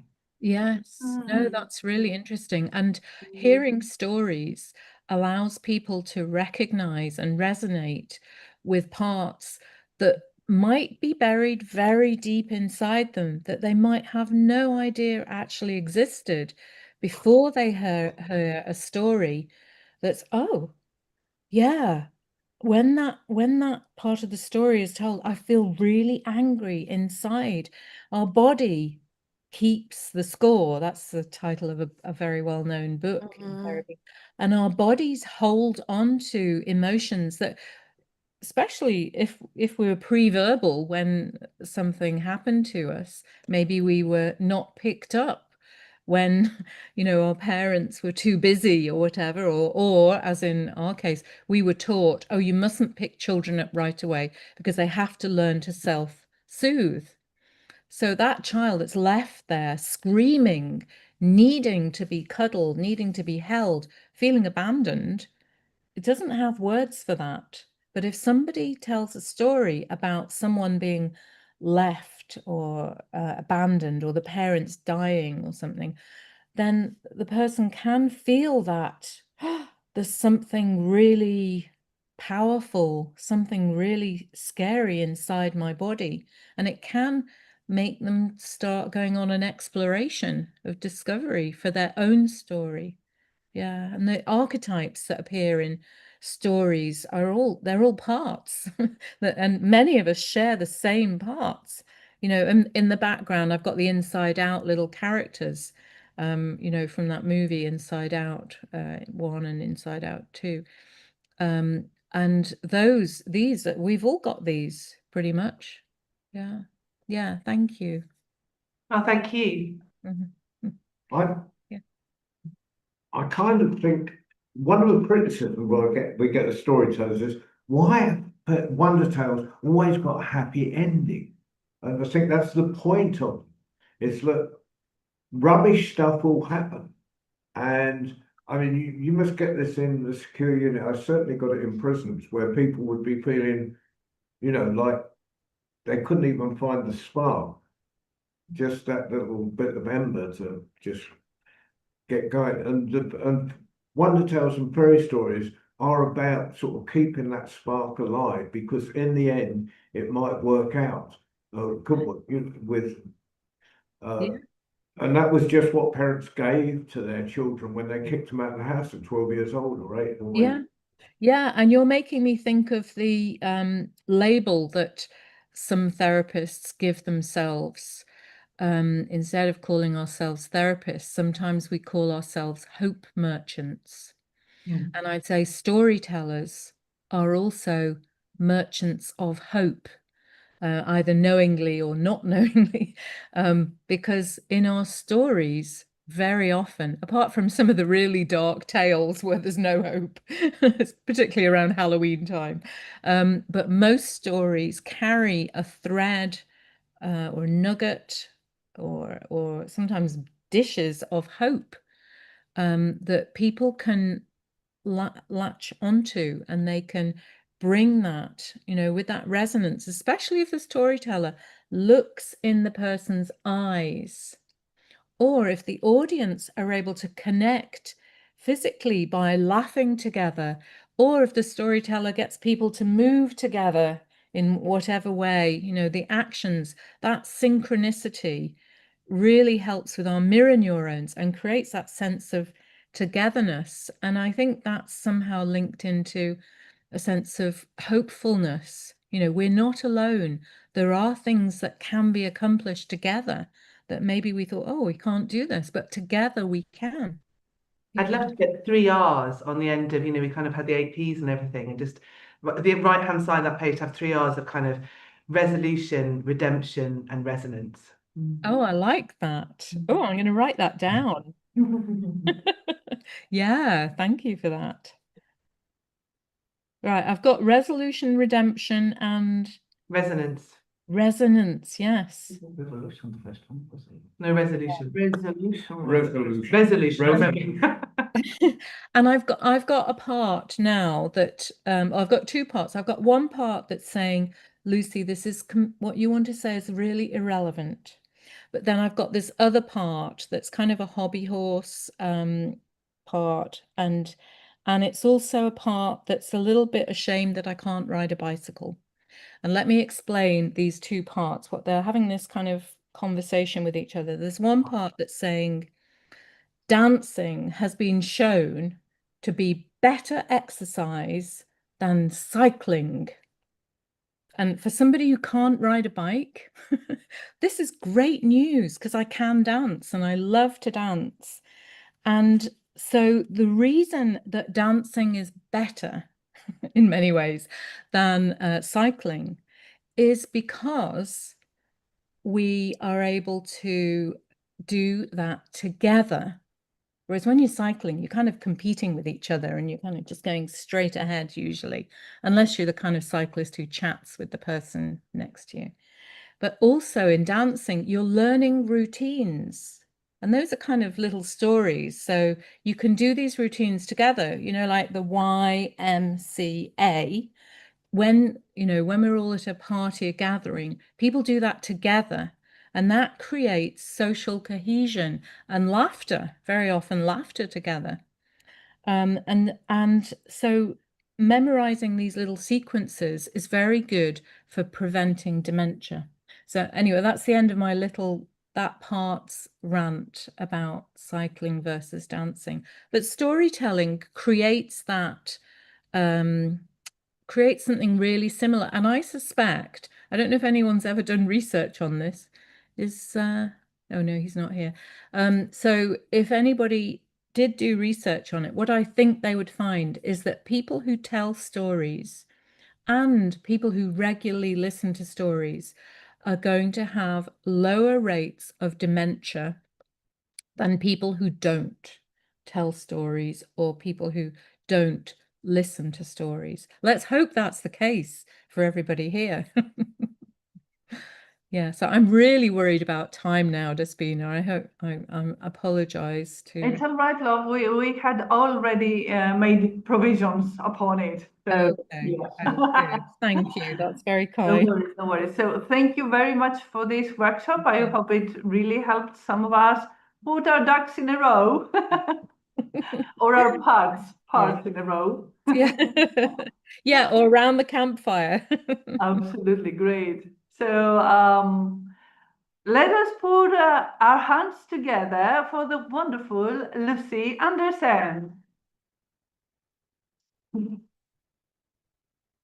Thank you kindly for doing this for us. So next, after our wonderful Lucy, we have Johnny Boy here at my side in live connection with World Storytelling Cafe in Marrakesh.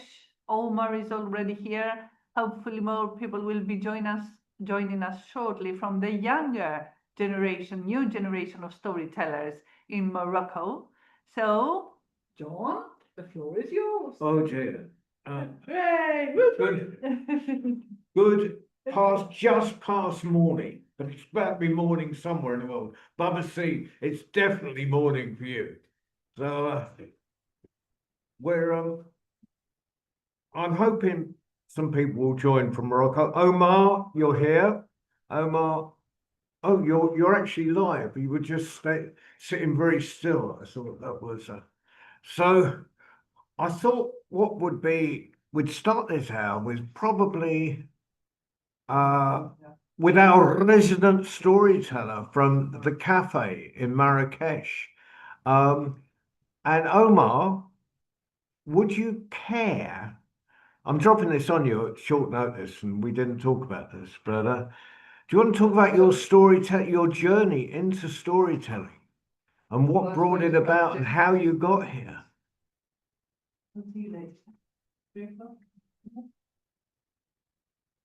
Hello, everybody.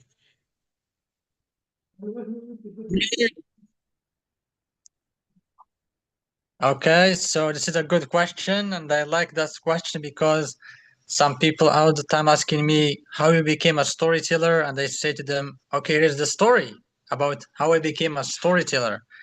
It all started in the festival, one of the beautiful things that happened in my life, and it changed my life forever. It was one of the days when I came to the Faculty of Arabic Language, and there is like Mrs. Lucy and Zuhair Khaznawi came to us, and they said, we need some translators and in the storytelling festival.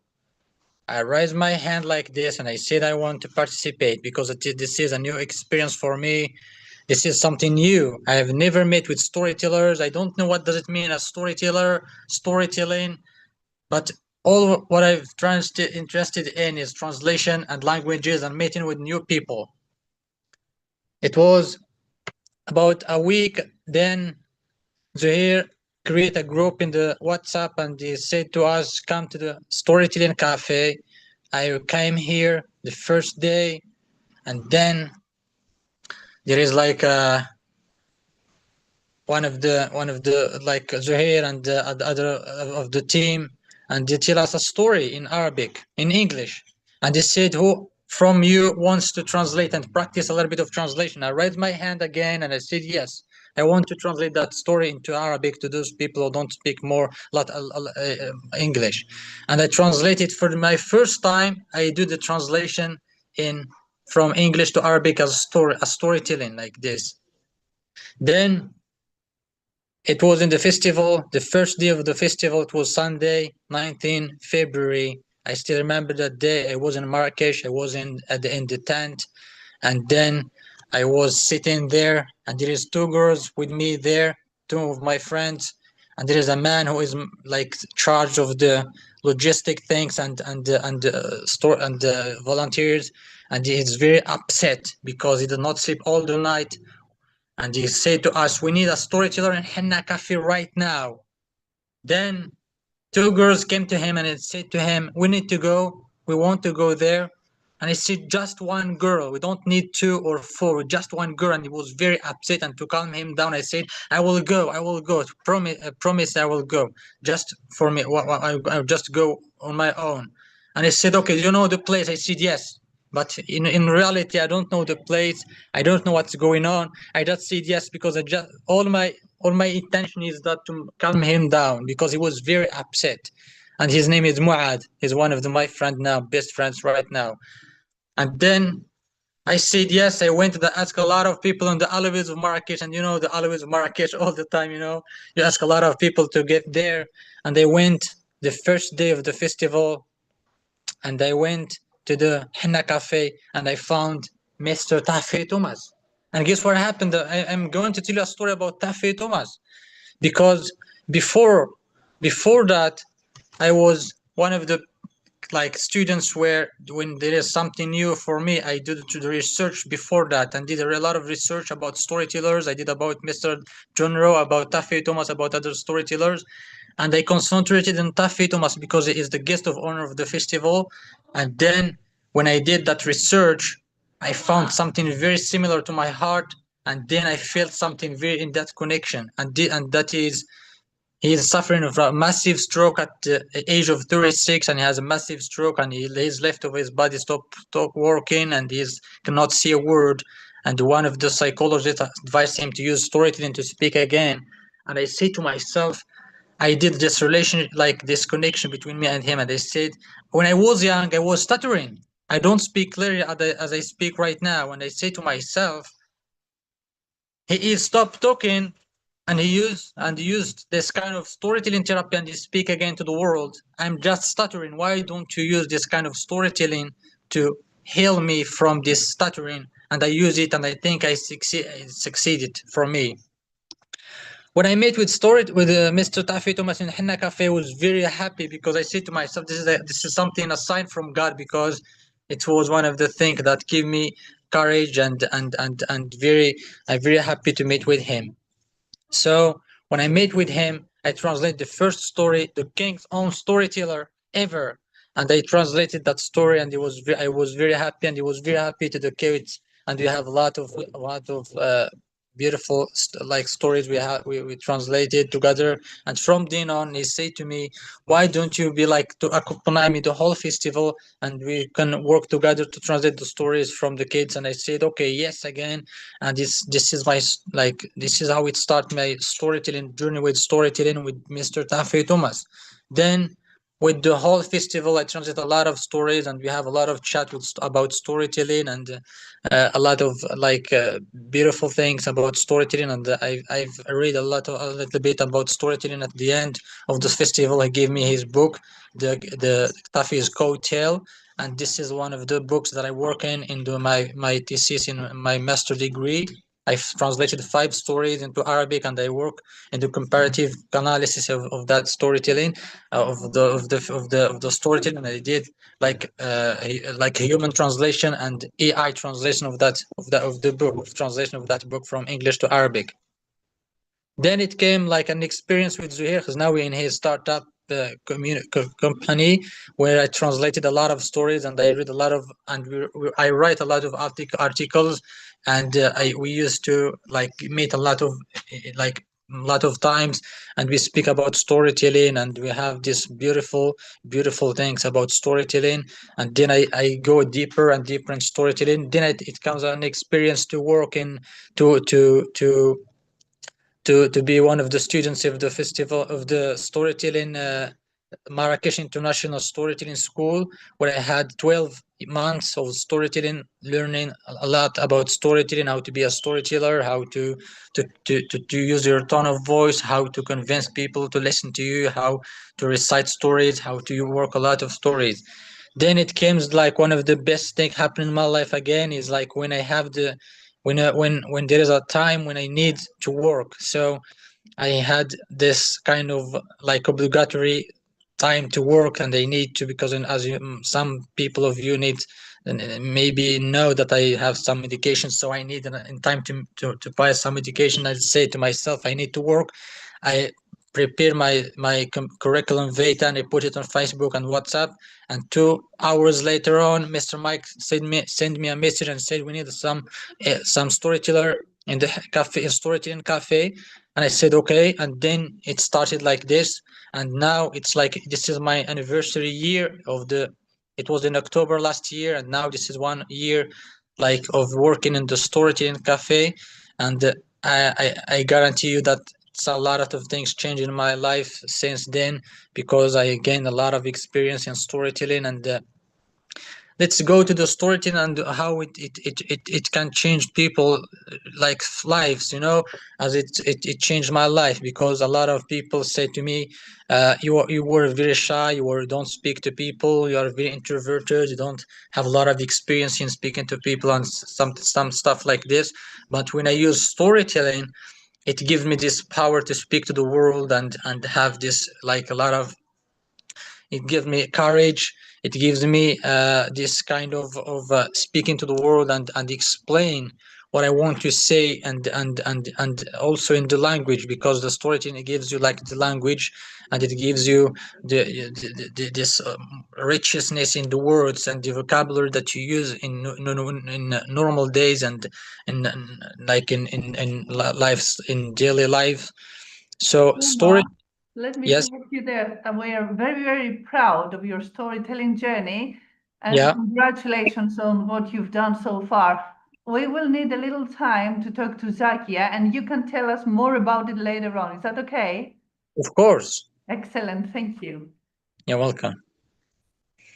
Hello, Zakia. Oh. So, Hello, everyone. right. Hello, Zakia. See some familiar faces. Your journey starts a few years earlier. Yes. You were part of that whole resuscitation of storytelling in Yes. Morocco. The whole new generation.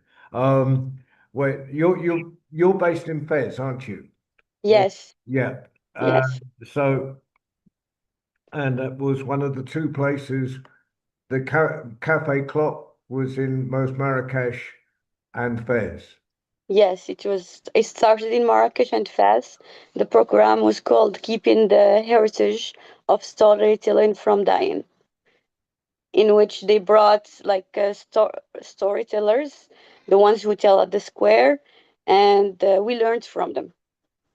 So for Fez, it was only one left because the square in Fez, it's not open like in the square in Marrakesh. Like they don't have activities like that. It was shut down long before I was born, I believe. And the master I learned from him, his name was Muallim, we say Muallim. I just explained this word, Muallim. It means like a teacher, but a teacher for craft, because storytelling it's considered craft in Morocco. So Muallim Mohammed Mukhlis, he was a storyteller who told stories at the square when it was open of Boujloud, the one in Fez. So I learned from him.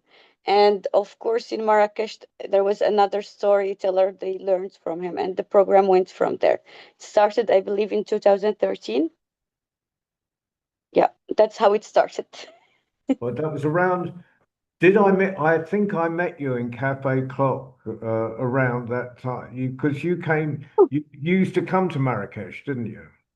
I came a couple of times, yes. Yeah. We did also storytelling there. Sometimes, one time there was a festival between photography and storytelling, and it was also part of it, Cafe Clock. And another time, Cafe Clock did something, so we went from Fest there. So yes, I was in there a couple of times.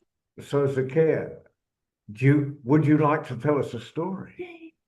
Yes, of course, absolutely. Okay, so excuse me, but I don't tell stories sitting. It's very awkward for me to tell a story while sitting, but I'll try my best because I move a lot. That's how I learned to tell a story, by moving and try to express. So a lot of people would understand even if they don't understand the language, because sometimes they won't understand the language. So I'll try. I'll try to listen sitting. So I'll start with a story. It's called Ras Al Gharaib. Ras Al Gharaib is a story. The word means a person who's been through a lot of strange situation in their lives. So that's the name of the story. Yeah, all of us. Don't worry, Babasi. All of us. And the story starts, obviously, like any other story, by there was once upon a time, long, long, a very long time ago. A man, all the story starts with a man, obviously, and this story as well. So, a man was traveling. He loves to travel. He traveled from a place to place nonstop. So one night he got to this very, very, very small village. And he has no place to stay. So he needs to find a place to spend the night. And a long, long, long time ago, there weren't so many hotels or hostels, and definitely none in a small village. But a long time ago, in the Arab world, there was something called difla. And difla means a guest from God. So if you don't have a place to stay, you can just knock on any door and just say, I'm difla, and nobody can turn away a guest from God. So they will host you, they will feed you, will give you a place to stay, and that's it. Better than a hotel. So he decided to do that. And he kept on walking in that village until he could spot a tent. So he went to that tent and started calling, Oh, owner of the tent! Oh, owner of the tent! Oh, owner of the tent! The owner of the tent came out. Salamu alaikum. Alaikum salam, he answered. Who are you and what do you want? And Rasul Ghaib answered, well, I'm Rasul Ghaib and I'm a traveler and I know no one in this village. And as you can see, I got to this city, to this village at this hour, and I have no place to stay. So I'm asking you if you can host me tonight, and I will travel next day if you can host me as Difla. The owner of the tent looked at him and didn't know whether to agree and let him in or shoo him out. But again, he's a guest from God. So he let him in. He entered, he sat, and the other one sat next in front of him, and they kept looking at each other. And the Rasul Ghaib was like, why isn't he offering me any food? Why isn't he talking? And then he smelled a delicious, beautiful chicken tagine with the sauce and the nuts. And he said to himself, bad me, I'm insulting the man and he's cooking for me. You know, I'm hungry. I'm not going to sleep until I eat. Now, on the other hand, we have the owner of the tent, who was a married man with not one or two or even 5 children, but with 12 children. And that night was the only night that the owner of the tent, his wife with his children, went to see their grandparents. And that night was the only night that he cooked for himself the delicious chicken tagine with nuts and the sauce for himself to eat by himself without having another hand laid on that tagine. So this Rasul Ghaib has came from nowhere to eat my tagine with me. What should I do? You know what? I'm not going to eat until he sleeps. And Rasul Ghaib is saying, I'm not going to sleep until I eat. So one kept looking at the other, one kept waiting the other. And we have a saying in Darija, we say, شوفي نشوفك أطاجين الحوت أنت ما تطيب وأنا ما ناكلك, which means the literal translation would be, you're looking at me and I'm looking at you, fish tagine. You're not getting cooked and I'm not getting the chance to eat you. So nothing happened. First hour passed, second, and Rasul Ghaib, with traveling, got very tired, and he had this heavy sigh on him. The owner of the tent couldn't seize any moment better than this one. How dare you have this heavy sigh on me? I let you inside my tent and you don't even like it? Get out of my house immediately. Rasul Ghaib didn't know what's going on. He stood up, took his shoes on his hands, and walked out. He looked at the sky and was like, what should I do? So he wore his shoes and walked out and looked up and asked, God, please help me to find a place to stay. I don't want to sleep under a tree. It's cold tonight. So he kept on walking. Luckily, there was the moon, so he could see the way. He kept walking in the one path that was in that village, and trees were on his right, olive trees were in his left, and he just kept walking in the middle. As he was walking, and walking, he started to notice 2 men coming on the way, the same direction he's going to. So he felt a little scared, but then again, there is no other way to go. So he just kept on walking. And as they were getting closer and closer, he started to notice that there are tall, huge, muscled men got really scared, but again, there is no other way to go. So he gathered some courage and kept on walking till they met. So they stopped him, of course, and said, Salaam alaikum. Alaikum assalam, he answered. And one said, You're not from here, are you? Well, no, I'm just a traveler. He may be the one. You said you're not from here. Do you know anyone in this village? No, actually, I know no one in this village. He may be the one. Uh, and how long are you planning to stay in this village? Actually, if I can find a place just for the night, and they will travel next day. He may be the one. And you said you are traveler, right? Do you plan to come back to this village? No, actually, I keep traveling. I never go back to the places I've been to. I want to discover more new places. He is the one. Okay, well, since you have no place to go, well, let's go together. So one came and grabbed him from the right, the other one came and grabbed him from the left, and he was in the middle, and they walked all together. They went to their house, they entered, they showed him where to sit, he sat, and then they asked the question, Are you hungry? Would you like some food? And Ras Al by now he is starving. So he said, Yes. And indeed, they filled the table with food, and he looked at the food, looked at them, looked at the food, looked at them, and then he said, لمتى الأشبع؟ ليه قاعد له سادة. Which means it's better to die full than to die hungry.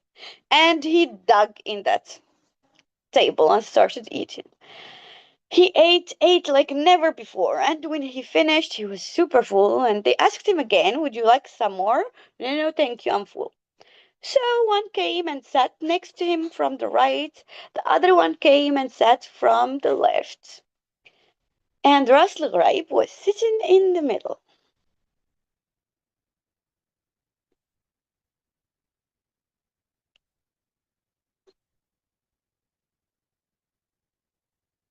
If you want to rob me, I have no money on me. If you want to kill me, just do it already, because the food you gave me is already gone. Rob you? No, we're not thieves. Kill you? No, we're not killers. Then who are you? We are just brothers, and we have another brother. Yes, but what do you want from me? We actually want you for a favor. A favor? What kind of favor? Uh, as we mentioned, we are brothers, and we have another brother who is was married to his beloved wife that he loves and adores, and he can't live without her.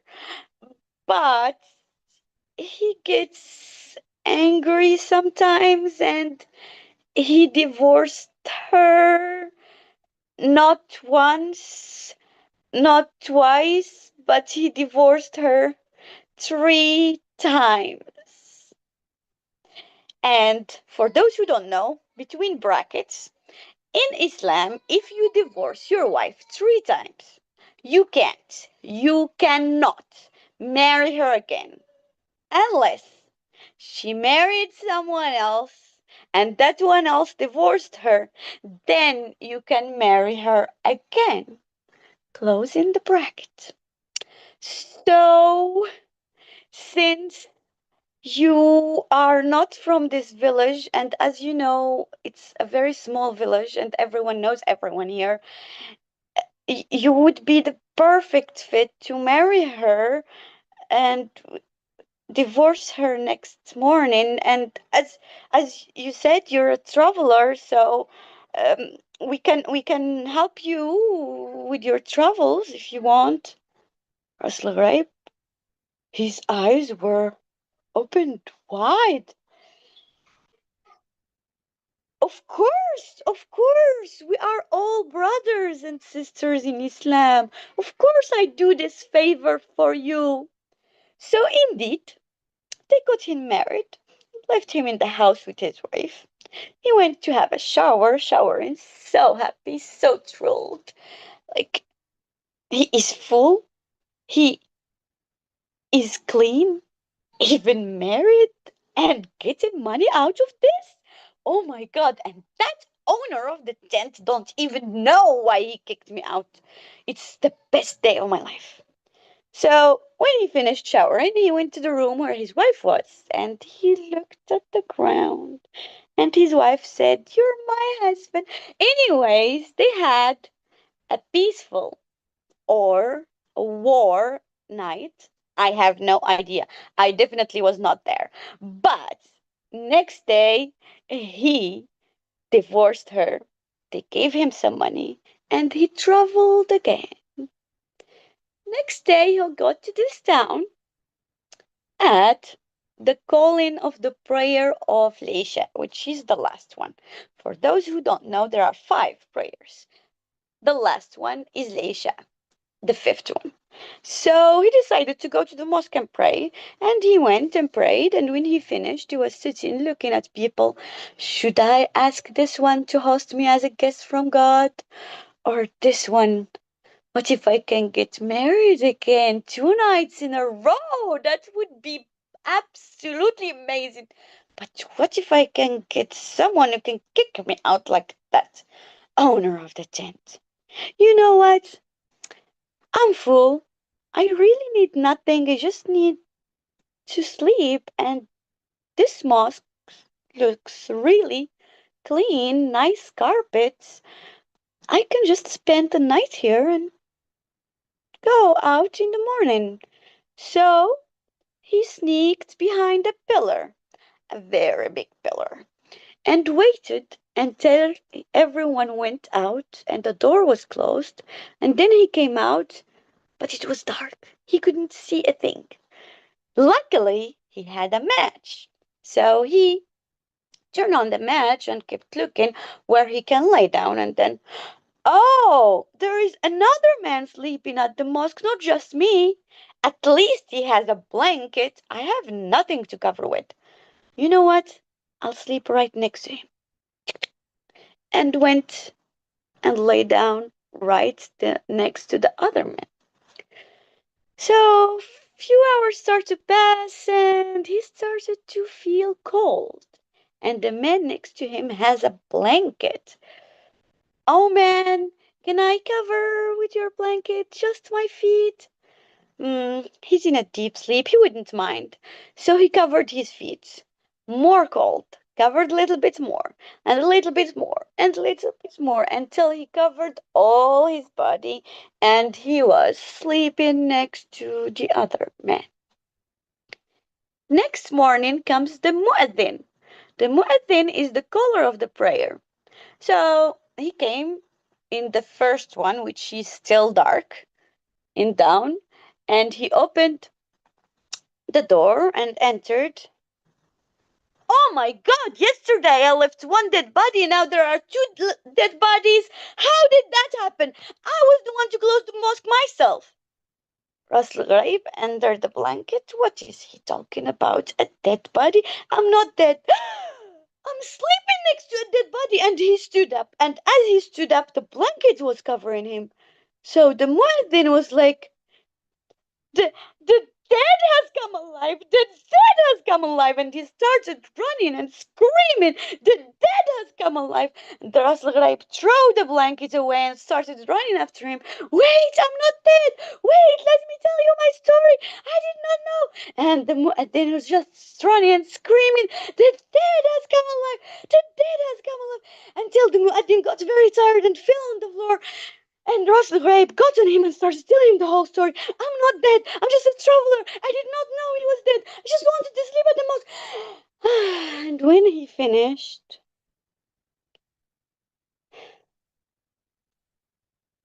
the mueddin's heart does not beat. He does not breathe. He's gone. Ras Al Ghuraib stood up, looked around, and traveled again. The end. Oh, that was wonderful, Zakia. Thank you. And You're before Thank you. yeah, you tell stories very well sitting down, but that was quite important what you said at the beginning about moving around, because the people who taught you were the masters from the square, and Yes. they had to move. I mean, there wasn't an audience. Well, they might have come to see them, but it was all the general public, and busking it's the buskers. They were collecting money, and their family were going around and collecting money they were telling. So it's really important to keep a whole audience together, and movements was a really important Yes. part of that. So to translate that down to sitting down and working on Zoom, bless your heart, that's amazing. We haven't had a story from Omar yet, so I think we'll go across to Omar for another story, and then we might have a conversation between both of you and see how the time runs. Okay. So Omar, are you with us? Yes, I am. Have you got a story for us? Yes. Well, that's convenient, as it's a storytelling session from Morocco. Please go for it. Okay, so I have two stories if you have time, and I'll start with the short one. Is that okay? All right. So the story is like very famous in Morocco, where you can have like and all the people are like, when there's such situations, say it, they say it like على عينك بنعدي. And some people, maybe Zakia will laugh because she know the story. على عينك بنعدي. And the story goes like, once upon a time there lived a man, and this man, you know, he's not like he don't trust women a lot. And he went to a man and he said to him, he is a merchant, rich merchant. And he went to another merchant and he said to him, you have daughter, and you know, I want to get married. So you are my friend. I want to get married. Give me your daughter so she would grow up in my house till she would reach the age of the marriage, and I would marry her. And you are very rich, and we can be like this. And I say to him, no, but I'm not going to have my daughter. She's still young. I said, yes, I know, but you are my friend. You need to trust me. After a long discussion, he trusted him and he gave him his daughter. And she would live with him. It was a little bit like he doubted all the women in the world. And when he gave him his daughter, she went in the house, and he would lock the door, and he wouldn't let anyone to see her for a lot of years till she reached the time of getting married. But one day there is 4 bachelors who was coming next to door, and they were doing their, like, they have life of parties, like all the time they have parties and parties and parties.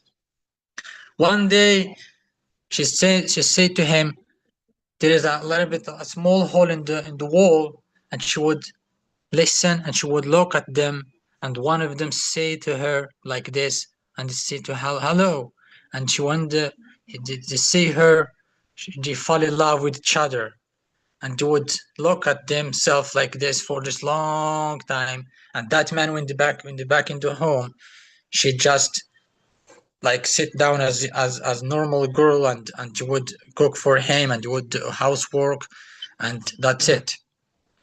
But one day the girl and the 4 bachelors went and get outside of the house, and they would have a party and a party and a party, and they invite the man to their party, and the man would not recognize what's happening, because all the time he's guaranteed that his wife, in the future wife, is in the house, and he's locked the door and she's all right.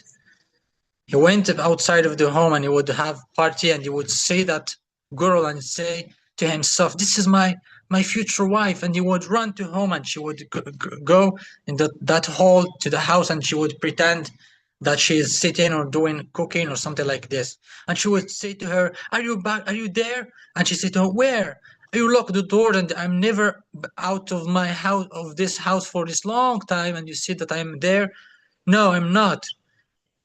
For this long time, they would do the same thing for a week, for a lot of weeks, till one day those four boys, one of them said to her, to that girl, let's run and live forever in outside of this city.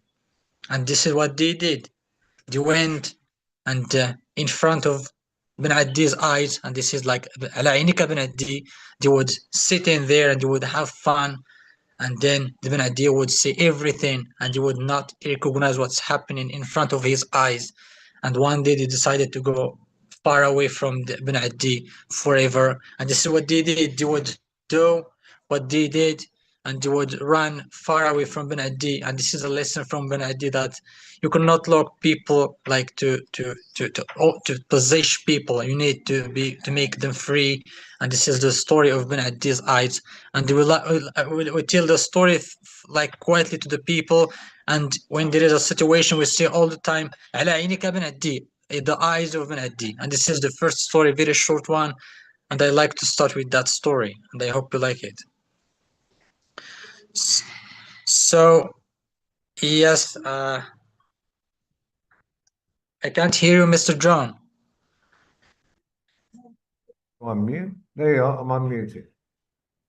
We've got about 10 minutes left. So 10 minutes. 10 minutes. Okay. So, okay. Let's. Will your story fit into 10 minutes? And I'd like to bring someone else to talk about, for 2 minutes, if they would, another festival that is happening in Morocco in November. Not a storytelling festival, but a music festival. So I'd love to bring someone in to talk about that. So if you could cut it down to, oh, shut up. And if you can get yourself in to 8 minutes, that would be brilliant. All right, so I'm going to tell you an amazing story, like about late mass. I told it last session, and I would retell it again. And it was one of the, I tell it for my first time the last session, and this is my second time I tell it forever in the people. And this is an Amazigh story, and it's about a girl, a beautiful girl lived in a beautiful place called Okhriben. And this Okhriben is wonderful place where there is like a very, very small village in the Atlas Mountains. So this girl has a father and a mother, that's it. She doesn't have siblings. And she all the time have fun with her friends, all the time she has laugh with her friends and so on. And her relationship with her father is like very normal relationship, continued with respect and so on. But her relationship with her mother is more than just mother and daughter. She is like more respect, more than friendship, more than intimacy between each other. One day it was a Sunday, and then Muhammad, like Hussein, her father, went to the souk, as we do because we have the souk every Sunday, and Fatima, she was sleeping, her mother, and Tlaytmas wake up in the morning very early, and she would do housework as usual, but it was 8 in the morning, but her mother didn't wake up. It was 9, it was 10. She went to the door and knocked the door. Mom, wake up, wake up. Mom, she opened the door, she went, and she would find her mom is asleep.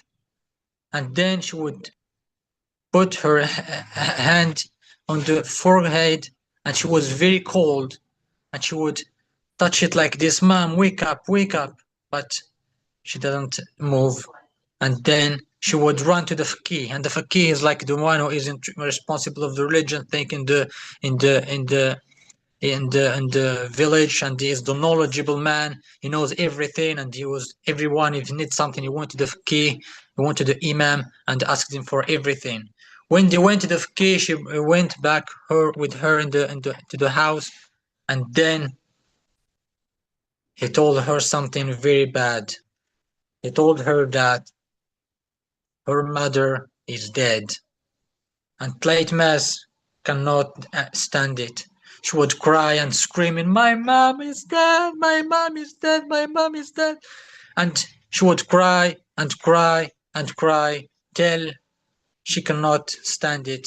And the faqih went to the mosque and would call for prayer in not time of the prayer. This is a sign for that it is something bad happened in the village, and there is someone who has died. And you would say, Allahu Akbar, Allahu Akbar, Ashhadu an la ilaha illallah, Ashhadu an la ilaha illallah, Hayya ala al-falah, Hayya ala al-falah, حي على الصلاة حي على الصلاة الله أكبر الله أكبر لا إله إلا الله. And all the people of the village came and gathered, and the people in the souk, they sent a messenger to the souk and they tell everybody and tell Hussein, and went to the village, and they said Fatima is dead, and they bury her and finish with Fatima. So the story of Fatima is ending, and Tleitmas cannot stand it because he's the only one he can trust. The only one who has the relationship with her is Fatima, her mother, and she was small. She was still young girl, but this is life. It was 3 months after that Hussein married again, and that's hurt Tleitmas because he could not stand it, because it was like just 3 months, and then he bring another wife to the house, and this wife was very bad wife, and all the time like struggling with Tleitmas and make her like in some bad situations, but Tleitmas decided to go outside of the house, and this is what she did. One day she went outside of the house forever because her father and her stepmom forced her to do things that she don't want to do. She went to the thick forest. There is a thick forest in front of that village, and she would live there for 3 days and 3 nights without eating nothing or drinking nothing. And there is like monsters, there's lions, there's genies, and there is a woman in that thick forest living there. It was a wizard. When she find her, she bring her to her place, to her house, and she lived there for a long time. But this wizard wants bad thing for Tleitmas, even though she helped her, but she wants to make her like a wizard as well. But Tleitmas don't want to be a wizard, and she said to her, please let me out of this place. I don't want to be like you. I just want to live normal life. And there is one day she ran away from that house, and she went to another village where she found her love of her life, because there is a man called Amgar Nimgar, is like one of the responsibilities in the village. Then they met there, and he loved her and she loved him, and they decided to live their life forever in beautiful way. But when they tried to live their life in a beautiful way, the wizard came to them and said, you are not going to have Tleitmas, because I found it and I helped her, and she would be like a wizard for me.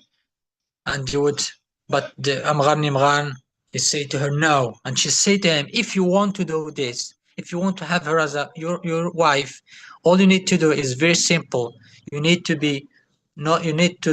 give up on your position as a Amgar Nimran, and then you can give me all the money you have and the house you have, and you can go outside of this village and you can live with her forever. And this is what they did, because he loved her, and Tleitmas as well, she loved him, and they went forever in a very, very far away, and they lived there forever for the rest of their life and the rest of their life. And this is the end of the story of Tleitmas. And the Tleitmas represent the patience, because she struggled a lot. This is like a helicopter view of the story, because it contains a lot of scenes, because we don't have a lot of times to to make it more clarified the things. But I think this is the end of the story. And thank you so much for listening. Thank you, Omar. And Zakia, if you're still with us, thank you. And people on this, if they happen to be in Ireland in November, at the Yarn Festival in Bray, there will be, Zakia will be live and direct in Bray. And if you want to see Omar, pop down to the Storytelling Cafe in Marrakesh, demand his presence, and get him to tell you a story. Sit at your table, tell you a story. But we have here, we've had Fez, we've had Marrakesh. We are now going to move for the last few seconds to the desert and talk about a completely different art form. Will you care? You still have 2 minutes with your tellers, and I have 15 minutes with my Oh, we've got guest 15 afterwards. minutes. So okay, I've got 2 minutes. Actually, I'm going to squeeze in a Moroccan story in 2 minutes because and I'll probably overrun by a minute. It's all right. Is that allowed? Right. So, but this illustrates how stories travel. This one has never been written down, and half of you will know this story and half won't. But in our very first storytelling festival, we were because we were the first thing to happen in Morocco after COVID, or throughout Africa really. We were in all the newspapers, and sitting in Essaouira on the coast was Ishmael. And Ishmael was about to go to his village on the edge of the Sahara. I can't remember the name of the village. It's sort of called the Gate of the Sahara. And he decided to come to our festival instead. And he told us this story. And the only word, well, 90% of you will have heard me doing this before, so you'll know that a marcouche is a mythical bird which I've only heard about from it seems to only exist on the edge of the Sahara. Maybe Zakia can correct me on that, but I haven't heard it anywhere else. So way back in time, when my hair was dark and my beard was ginger and all my teeth were me up, there was a chicken. And it built a little nest that had laid some eggs. They were nearly ready to hatch when the chicken thought, there's something I haven't done. It will only take 1 minute. Well, we all know all kinds of things can happen in 1 minute. And when she came back, her eggs had hatched, and there in the nest were her chicks. But sitting on her nest was an enormous marcouche. And she was very polite. She said, excuse me, do you mind moving aside so I can look after my chicks?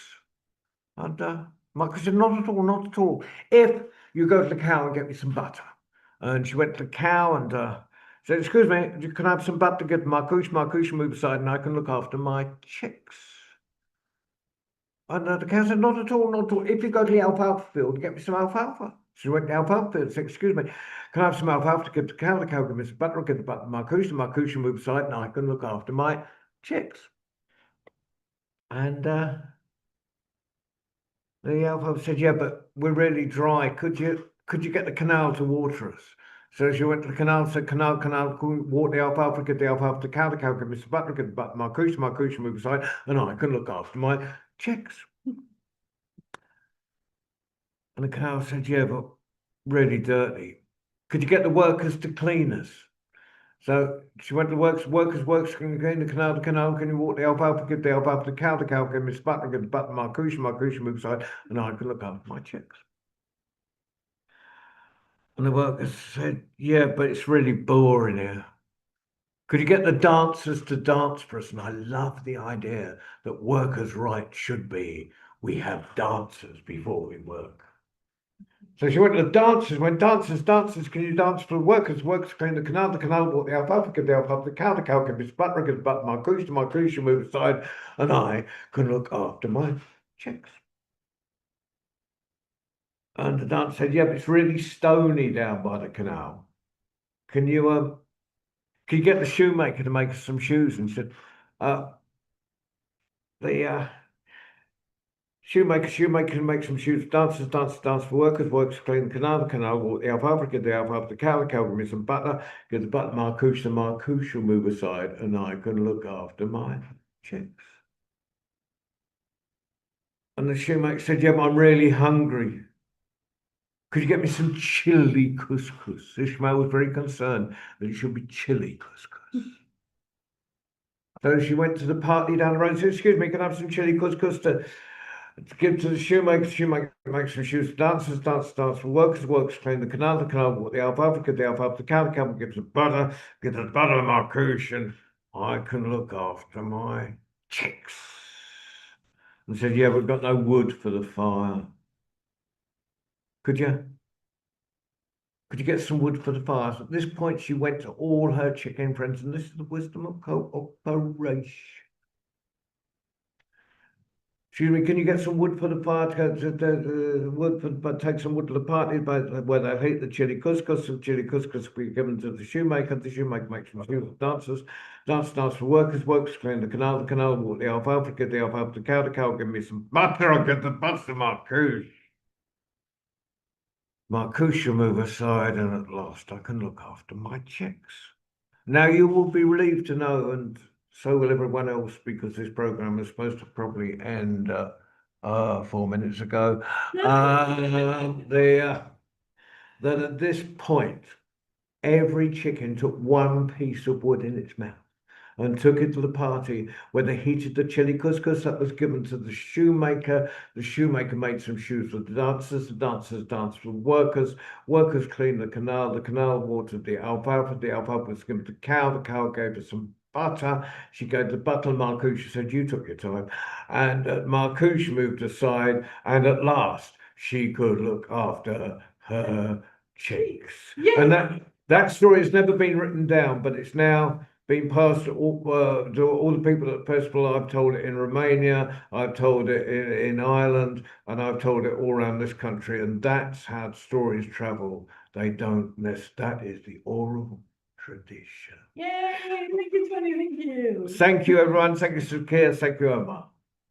That was great. Absolutely fun. So glad to see young people into storytelling, especially in Marrakesh. Thank you kindly. We wish you the best. Very good luck with your journeys and carry on. So now I have with me one of the festival artists who is not a storyteller, but to me, he's a bard. He is. He's a musician. He plays, I don't know how, an infinite number of instruments, and he's got this angelical melodic voice, and he's here with us today, and he's very connected to Morocco because he often travels there and plays music with the people there. Jonathan Day, will you tell us about it, please? Sure. Hello, everyone. Nice to see you in very small boxes. Sure. So, I got involved because I was very interested in the Festival in the Desert that used to be in Mali. But because of some political problems, that festival moved to Mohammed El Gislan, an oasis in the southeast of Morocco, because it's safer rather than safe, but safer.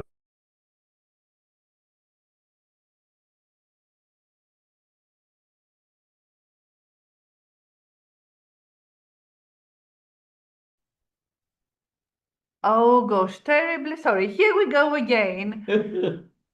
So what, I don't know if you were able to lip read. I'm going to repeat it for the people with no such skills. Terribly sorry for being muted all this time. You've lost the best part, I should tell you. So we are very happy that a young generation of storytellers is taking over the tradition, taking it on in Marrakesh, and we wish you safe travels and good luck in your storytelling journey. And I was saying earlier, for those of you who know divination skills, that I have here with me one of the festival's stars who You can make that face again. Yeah. Plays an infinite number of instruments, has an angelical melodic voice. The bard, Jonathan Day, who often travels to Morocco and plays music there. So, Jonathan. Okay. Okay. Hello. Lovely to see you in small square boxes. Yeah. So it's super complex, but I'll try and be really short and quick. As part of a project I was doing, I did a detailed DNA analysis of myself with the people with whom I was working, and I turned out to be surprisingly 10% North African. Because I'm interested in the way that our heritage interacts with our creativity, the heritage of our recent ancestors. I thought it would be really interesting to travel to a festival in the southeast of Morocco called Taragalt Festival in an oasis called Mohammed El Ghisslan, and play for the people there the music that we do usually here and in other countries around the world, but to see whether there was any sense of connection. It's 70% or so of the people at that festival are recently settled nomads. The nomadic way of life is pretty much impossible now with climate change. They're first generation settlers with all of that nomadic heritage. And I was interested to see how they would respond to what we did. So we took music. I was expecting them to be bored or maybe throw things at us. But actually, we had a really nice response, which was very encouraging. So since then, I've got more and more involved with the Moroccan musical scene. We don't play Moroccan music. We play something that has a lot of my Celtic heritage mixed in with what feels natural to me, but it seems to be popular in Morocco. So in the 15th of November, I'm in Mohammed El Ghisslan again for a festival called Zama, which if anyone can make it over, I think you would love. It's lots of local music. There's a very famous guitar player, Vier Farkatoure, is also playing. We're doing a project in which some Algerian and Moroccan musicians are mixing together with some Europeans, myself included, for a charity called Playing for Change. And Playing for Change raises money and builds schools in areas that are economically disadvantaged, but have incredibly powerful musical traditions, and teach music to children for free in those areas. And there's one such school in Mohammed El Ghisslan called Jour de Sahara, if you want to look it up online, Jour de Sahara. And they have a lot of local bands from there. Dara tribes, D-A-R-A-A, is the most famous. And of course, they're, okay, it's where I come from, it's my mental position. But I really think there's not a line between songs and stories. A song is a story with a tune. As we've seen this weekend, there are many of the storytellers here use music either that they play themselves, like Natasha, or people who fly musicians in, such as your good self. So we had a really, I don't know if Despina has mentioned it to you, but we had a wonderful couple of stories from Despina yesterday, and I added some musical elements to it. So for me, there is no divide between those two things. And on that note, and since John Rowe consumed so much of your time, and now we only have 4 minutes left, do you think people could hear you sing a little bit? Sure. Okay, I'll do a radical one because I am quite radical. You will look different every time you come from the foam-crested brine. It's your skin shining softly in the moonlight. Partly fish, partly porpoise, partly baby sperm whale. Am I yours? Are you mine to play with? Joking apart when you're drunk You're terrific when you're drunk. I like you mostly late at night. It's quite all right. But I can't understand the different you in the morning when it's time to play. At being human for a while.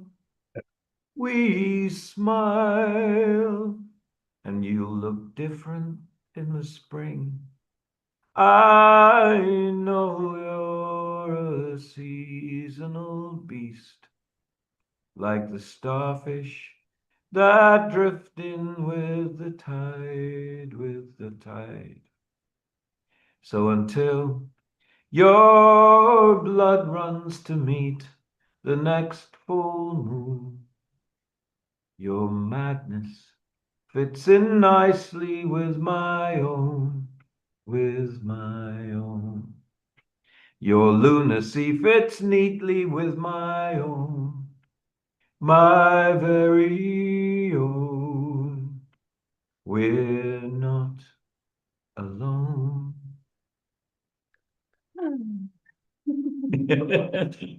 Thank you so much. Thank you. Thank you for being No, here. it's a pleasure. Playing with me. Yeah, it was really lovely yesterday. It was really lovely. He's a bard, isn't he? Told you. Or a board. One or the other. Definitely not that. Okay. A big kiss. Thanks so much, everyone, and nice to see you, and bye-bye. Bye-bye. Wow. So that was from a local artist who travels the world. He's a globetrotter. Maybe one day I'll have him on my island. You never know. Yeah, that's all. Let's hope. So 1 minute to go. A very short introduction. All of us here, and most of the people I know who have their brains in the right place, are against any kind of war. That being said, everybody's relieved that finally some peace treaty has been signed. We do not have high hopes because it's been done before, but we hope this time it might last. And one of the most horrible tricks that governments and politicians use is trying to silence people, trying to silence oppositional voices, is to claim that anybody speaking against said war, especially if they come or if they are of Israeli origin or if they are of Hebrew faith, if they are Jewish people, what they say is that should they have the nerve to talk against the wall, that automatically makes them traitors to their race, anti-Semitic people, self-haters. This is their narrative, and this is what we're trying to disclaim here in this session. So with me today, on that note, I have three wonderful people I know from the US, I admire personally, and I believe that their voices should be heard loud and clear. My first guest today on this particular session is Jim Brule. Put your hands together for Jim, please. Thank you, Despina. Thank you. Thank you all here. It is a time that is filled with hope and skepticism, and no one knows what's going to happen next, but we're all filled with hope. I have a story for you today. I want to give you the lineage of this story. It comes from a woman named Nina Jaffe, who's a contemporary storyteller, and she published it in The Uninvited Guest, a book of hers. And it's called The Never Ending Song. And I want to just give you a little bit about Hebrew to start this off. You'll see why it's important. And the word that most people associate with peace is shalom. And we all kind of know that, and it happens to be wrong. Shalom does not mean the absence of war. It does not mean quiet in contrast to noise. It means a dynamic balance of forces. When everything is in balance, that's when we have shalom. And that's what we're striving for in all of our lives, is that balance. not to be all of one thing or not to be quiet all the time, but to live in balance. And so that, let me just preface this short story with that word. This is about a time, you talk about long time ago. This was so long ago that there weren't even people yet.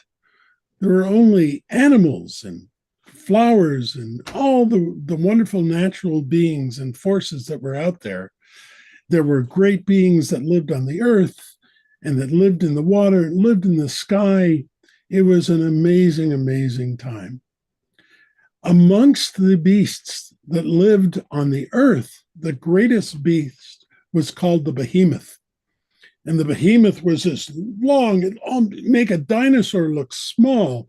His legs were the size of skyscrapers. His tail would wipe out whole forests if he ever swung it improperly. And whenever he walked across the earth, the whole ground would shake, and his roar could be heard everywhere. Every night, he would crawl his way to the great mountain, and where there was a huge cave, and he would sleep in this cave and wait for morning.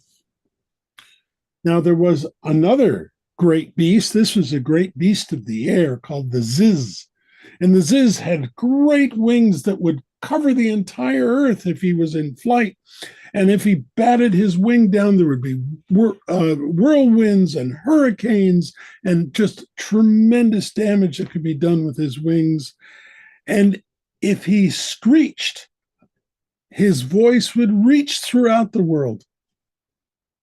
And he ruled the skies. And of course, we have the earth, we have the air, we have the water.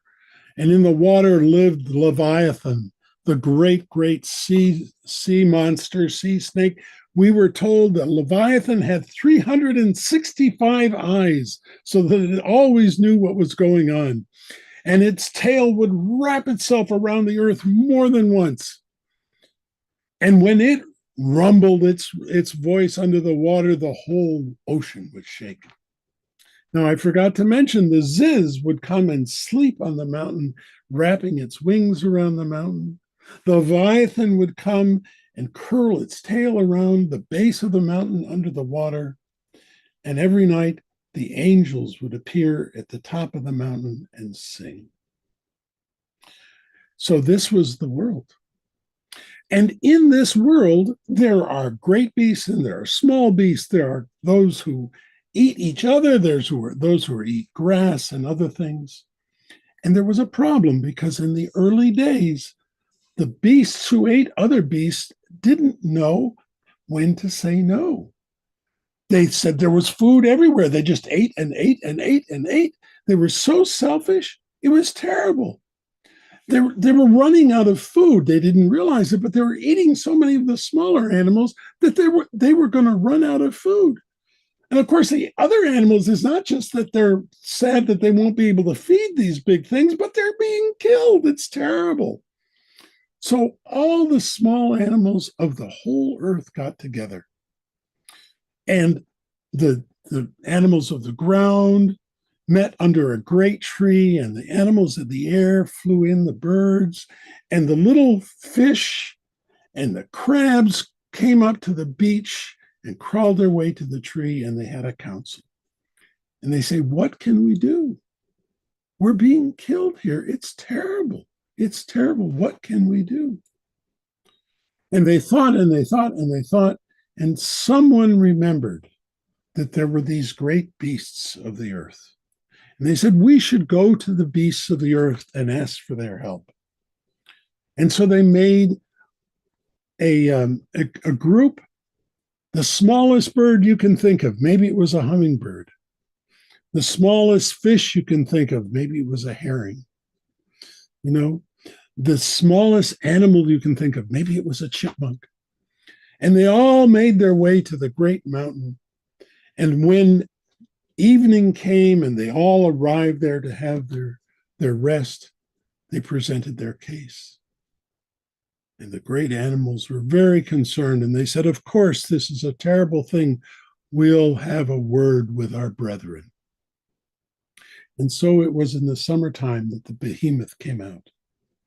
And he stomped across the ground, and his tail was swishing, and all the animals of the ground were paying attention. And in one great voice, he sang out, Shalom! And the animals of the earth understood. And the next season, the autumn, came the ziz. And the ziz flew across the sky and crawled out in her greatest voice, Tzedek, which means justice. And in the next season, the winter, the Leviathan stirred and sang her song to the whole world through the ocean, and she called out, Rachamim, which means compassion. And then finally, when the spring came, the angels added their voice, and their voice sang out, Ahava, which means love. And from this, we learn that it's not enough to have shalom. That if all we do is balance everything, it's not enough. We need tzedek, we need justice to repair the damage that's been done, to listen to each other and to hear each other's voices. And even that's not enough. We need compassion. We need compassion for those whom we have injured and who have injured us. But most of all, and enduringly, we need love. Thank you. Couldn't have said it better. What a great story. Thank you.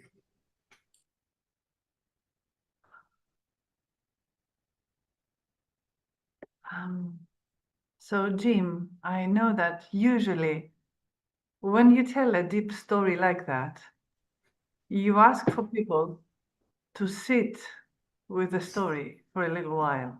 I do, yes.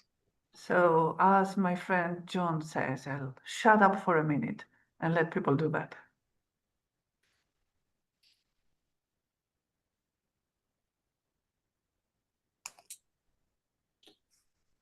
And as you're sitting, I'd like you to remember that this is a cycle. These are the seasons of the year. It's a never-ending song, and we have to always be moving through balance and justice and compassion and love. That was excellent. Thank you so much. Thank you. So, let me introduce our next guest in Jewish Voices with Anti-War Stories. My next guest is called Beverly Schwartz. She's an American lady. She's the inventor of STEM in education, science, technology, maths, and art, if I remember correctly, Beverly. But on this occasion, I have not asked Beverly to talk to us about that, which we might do on a different occasion because it's really, really interesting, Beverly. But on this particular occasion, and since we're promoting peaceful feelings to our audience, hopefully, I think it is highly important that people should remember where they came from, where they started from, and that puts a different perspective on their present. Because if we don't learn from the past, we can't see clearly anything in the future, I think. And I think the story you picked for us today has something to do with that. So if you would like to unmute and tell us more. Good morning, everyone. It's about 8:30 New York time. A big applause for Beverly being here at 8:30 in the morning. I have another show to do with the Proctors live later this morning, too. Okay, I'd like to read you something to think about before I start telling this story. This is by Pope Leo XIV, which he said last week in one of his masses.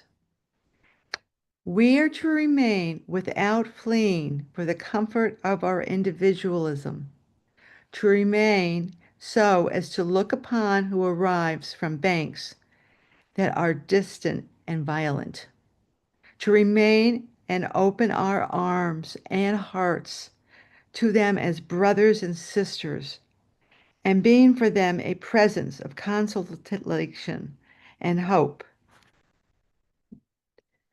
I am now going to start my story. There is always room for one more. It's 1914. Eastern Europe has their soldiers going into Jewish villages, and they knock down their doors and say, "You have 24 hours to leave or we will kill you. Jews are not allowed in our country anymore."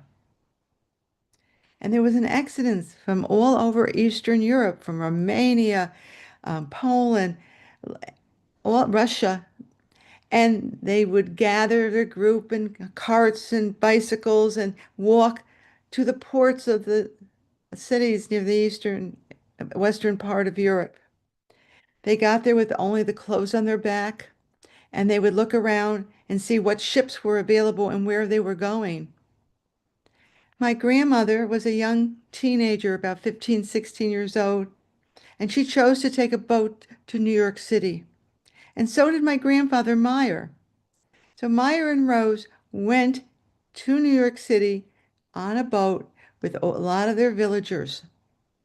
And when they got there, all new immigrants went to Ellis Island because they had to check you because they didn't want you on New York with a disease. So they had a few days of downtime from their boat trip.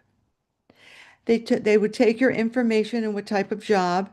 And when my grandmother said she was a seamstress and my grandfather said he was a tailor, they said, there's a Hebrew Tailors Association in New York City. We will call them. They usually meet people that have jobs like that they can give them because of your occupation. And sure enough, when each of them had stepped off Ellis Island, they were there to greet them. This organization is still alive today. It runs from Montreal to New Jersey. And they said, come. And they fed them and they clothed them.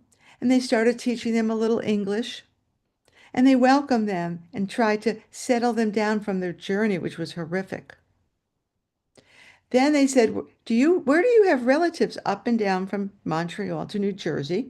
And they said, a lot of our villagers and relatives are now in Albany, New York. We can get you there. And they paid for a train ride up to Albany.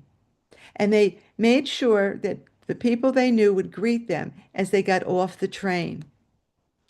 So when they were picked up, they were brought into people's homes. They were starting to teach English, given some clothes, and they were given jobs in their tailor shops. Gradually, they learned English and they were saving every penny, for each of them had wanted to open up their own store. And one night they both met at a Polish dance with a live band, which they went every week. Both of them just loved music and dancing. They got married and they saved every penny and bought a little tiny store in downtown Albany. If 3 steps down was a basement, but they had glass doors, and you could see my grandmother's little sewing machine from the window and my grandfather's press. And there was a pot-belly stove where there was always chairs in a half circle for people to come in and chat or get warm from the cold. They did very successful business, and they were able, because upstairs they were living with my mother, my aunt, and my uncle. It was very crowded. So they bought a 2-family home uptown in Albany, and they would take the bus down every day. My mother grew up and moved on top of my grandparents' house and married. And then they had me and my brother. Well, my mother was overwhelmed with 2 kids and working, and she would drop me off for the day at my grandparents' store. Every time you'd walk down those little stairs and into the little shop, you'd hear the clickety, clickety, click of the foot pedal of the sewing machine. And it would smell like a misty fog as every time my grandfather would press a pair of pants or something else. And they had a little fan to try to get out the smell, which never really left. and the potbelly stove with the fresh wood would warm everyone up in the winter and would be a talking place for people year round. There was two signs on the wall. Now, I was only about 3 years old, and I said, Grandma, Grandpa, what those signs read? I can't read yet. Well, my grandmother said, Tata Shainallah. The first one says, not responsible for clothes after 30 days. Well, what does that mean? Well, if they don't pick up their clothes, they're ours, unless they get here and pay it right away. And what's the other side? No trust. If you if you don't pay, you don't get your clothes back. Your father's a crazy Michigana. He's a crazy man. He lets people take it home and they say they'll come back next week and they never do. So that's our policies. Oh, okay. Well, what was very interesting is these weird, strange people would come into the store. They'd have like sheets or something wrapped around their head, and some of the women, all their clothes was covered. You couldn't see their clothes, and some of them was sparkling clothes that I really enjoyed watching them come in and look at. And these people would come in, and they'd go to my grandmother and bend down and whisper something to her. And then she'd stand up and she goes, "Oh, welcome to America. We're so happy to see you." And there was a sheet where, instead of a door, leading to the little back room of the tailor shop, where my parents would add a sink and they ate, and they had a table filled with brown bags. And they would go in, and the sheet would close. And then about half an hour later, they'd come out carrying clothes on hangers and a brown bag. And I'd watch this every day. This would happen at least once or twice. And so finally, out of curiosity, I said, Grandma, why are you giving away the clothes that you store back there? Well, see that sign we told you about?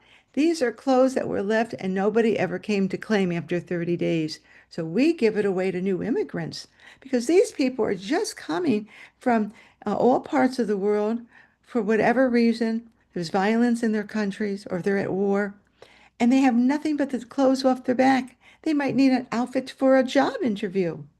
Oh, okay. You see, Beverly, people did this for us when we first came, and we're carrying on our tradition of helping people from foreign lands. But what's in the brown bag, Grandma? Well, these people might not have enough for food. They might have to really be very skimpy with feeding their families.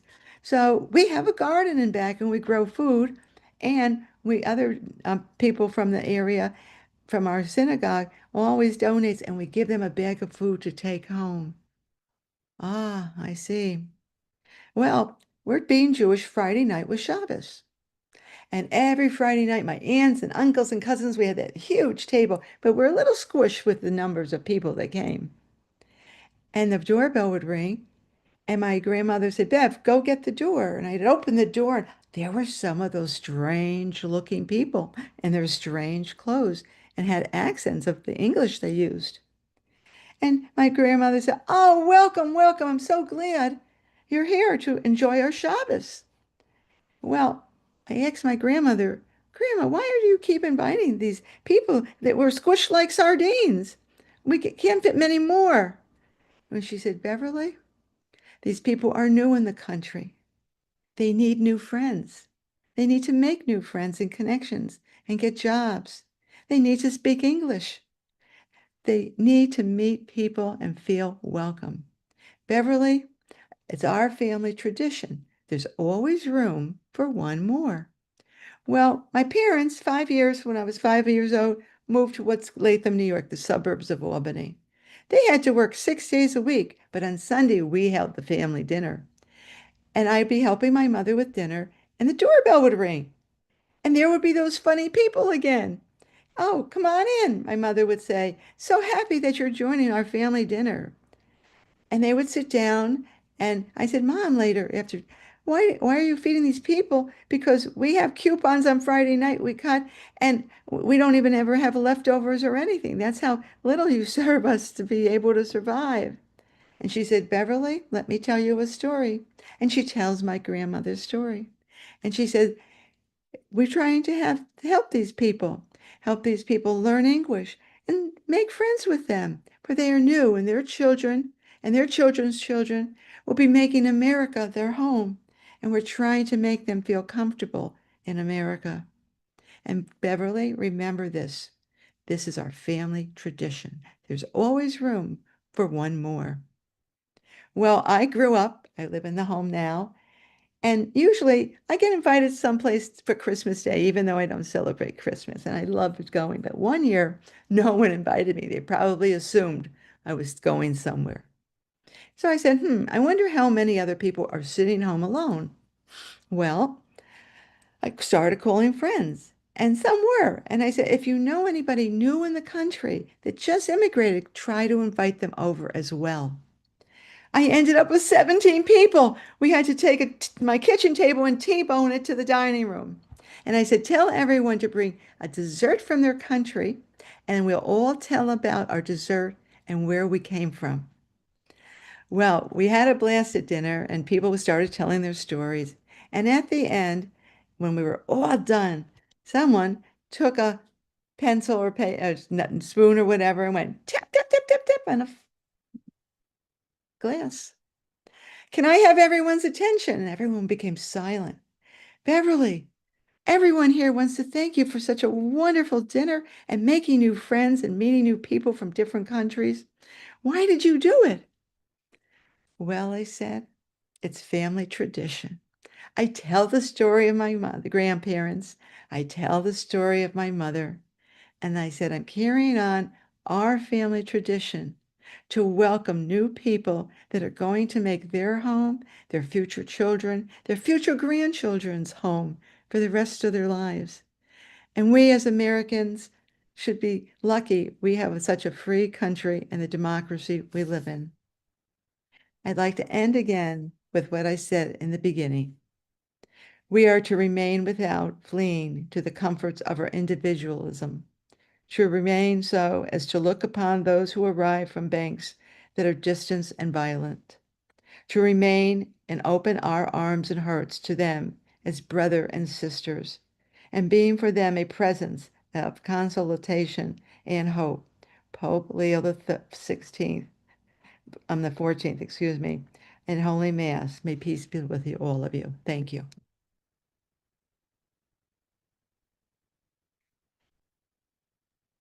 Thank you, Beverly. Thank you for the heartwarming story. You know, we we take so many things for granted. Yeah. Yes. We have first world problems, and we occupy our minds with little things and forget the important things. But if these important things are inside our family and the values that are passed on from one generation to the next, what your grandmother gave you, I'm sure you will have given to your children and grandchildren. That's the most important thing. Well, it seems that there's so few of us with such little power if we compare ourselves to politicians with all the power in their hands, and they pull the strings and they do the things and they claim to know who the good people and who the villain are. And they want to impose those beliefs on all the population they rule, even if it's against your logic, even if it's against common reason. So all we can do really is tell stories. Stories touch people's hearts, and hope that this little thing, this small contribution of ours, will actually count for something. Stories travel from mouth to ear, from ear to heart. And if they enter your heart, they may exit your mouth and enter somebody else's ear. What do you know?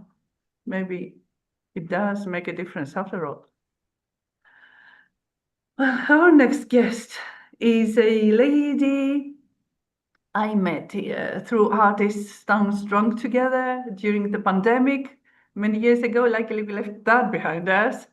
And I know she's a poet and a storyteller and a wonderful human being in general.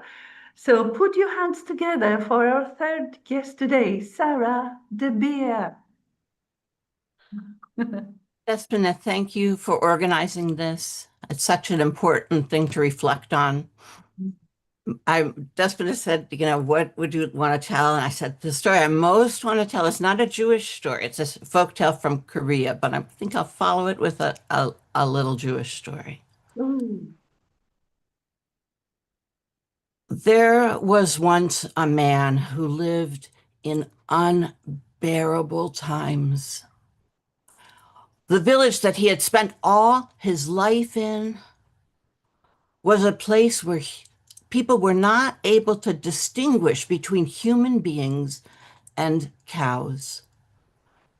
And so someone would be ready to prepare a meal and they would slaughter what they thought was a cow and they would prepare it and they would eat it and only then realize that they had killed a friend, a neighbor, a relative. And one day this man finished his meal and discovered he had killed his own brother. And he said, this is a place I can no longer live. I must go and I must find some place where people can distinguish between human beings and cows. And so he set out on a journey that proved to be a long and difficult journey. For years, he went, getting close up to a village, observing it and realizing, no, these people also are not able to distinguish between human beings and cows. And years went by. And then one day he reached a village and he came close and he realized he felt a sense of safety. He looked at how one person was gazing upon another person and he thought, this is it. These people are able to recognize human beings, to treat each other like human beings. And he was welcomed to this village.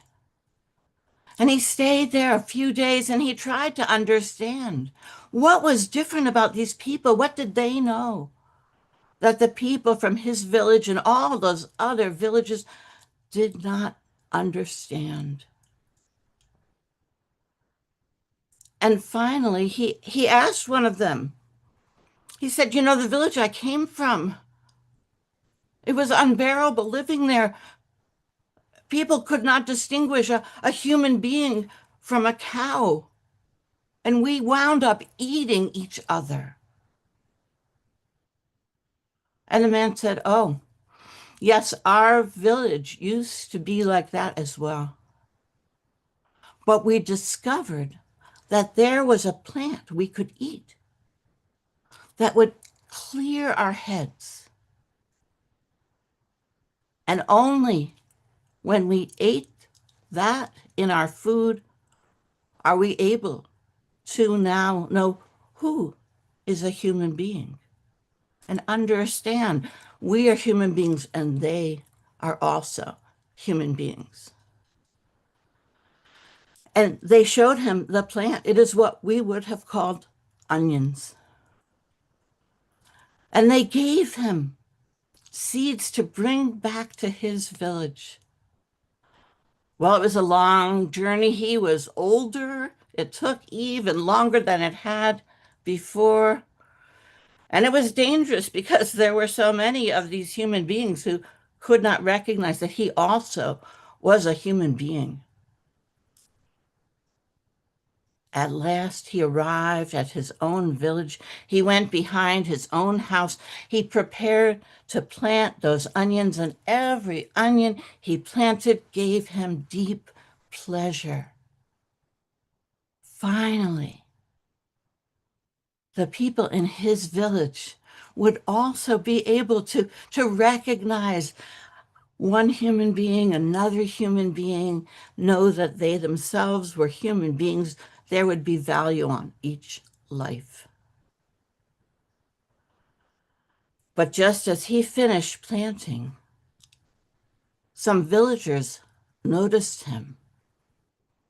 And they said, "Look, a cow. He looks delicious." And they grabbed him. He tried to fight. He tried to call out. They said, "This is an especially noisy cow." And it might sound funny to some, but it was not funny. The fact that they killed him and they ate him. And he was not able to explain about the onions because he no longer existed.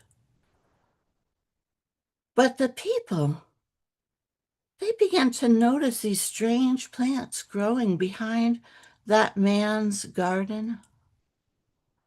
And they realized, as they often did, that they had killed and eaten the man who lived in that house, who had been gone for so long.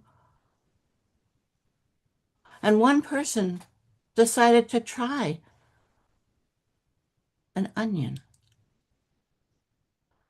And he suddenly realized he could distinguish a human being from a cow. His brother remained his brother, his neighbor remained his neighbor. And so everyone from the village gathered those onions, nurtured that onion field, planted more and more. And they realized that their village had been blessed by the man who had finally brought clarity back to their village. I do have a second story for you. This one is from the Talmudic tradition, the rabbis' teachings, and there's names, but I mostly like to tell stories without using specific names of characters. And they say that there was a village, and the village no longer had a rabbi to guide them, to help to resolve conflicts, to help them decide between one person's opinion and the other person's opinion. And so some messengers were sent to a great teacher, and they said, "Is there one of your students who is capable of living in our village, of being our rabbi, of helping us resolve these conflicts?" And then Rabbi said, "I have the student that you need. He has such wisdom, such understanding of the teachings. He will do everything that you have been longing for." But when that young man arrived in the village, he found that they had made a platform with almost like a throne on it for him to sit in as he listened to one person and the other person present their perspective on a particular conflict. And that seemed a little strange to him, but they so much wanted him to sit up in that throne that he climbed up and he sat in the throne, and two people stepped forward and they described the problem. And he knew at some point he had studied something similar. He should be able to come up with a wise answer, a just answer. I'm thinking back to Jim, a compassionate answer, a loving answer, a peaceful answer, an answer of balance. But he could not remember anything except the fact he knew somehow inside of him there was an answer, a teaching he could not access. And he said to those people, "I will get back to you. Step aside. Let me hear the next group." And they stepped forward, and they had a large problem, and it'd been going on for weeks. And they presented all those points of view. And he sat there and he thought, I know, I once knew how to resolve this, how to end this conflict, but I don't know anything. I can't think of how to resolve this disagreement among these people. And he said, step aside, let me hear the next, and the next one. He could not come up with any way of helping any of these people. And he said, I'm very sorry. Clearly, my teacher, who has never before made a bad judgment, he chose me, but I am not the rabbi for your village. I'll go back to him. He'll send someone who is better able to help you. And the people, of course, were very disappointed. But it was clear this man was not going to be able to help them. And so he left. And as he traveled the road back to his rabbi, he thought about these ideas that people had presented, these conflicts, these disagreements. And he knew what he should have said to the first couple. And he knew exactly how he could have resolved the second disagreement. And he knew what had been needed by the third group of people. How could this be? He hadn't known any of this in the village, and he knew it on the road walking back. And so he went to his rabbi and he said, I do not understand this. And the rabbi said, tell me about your arrival in the village.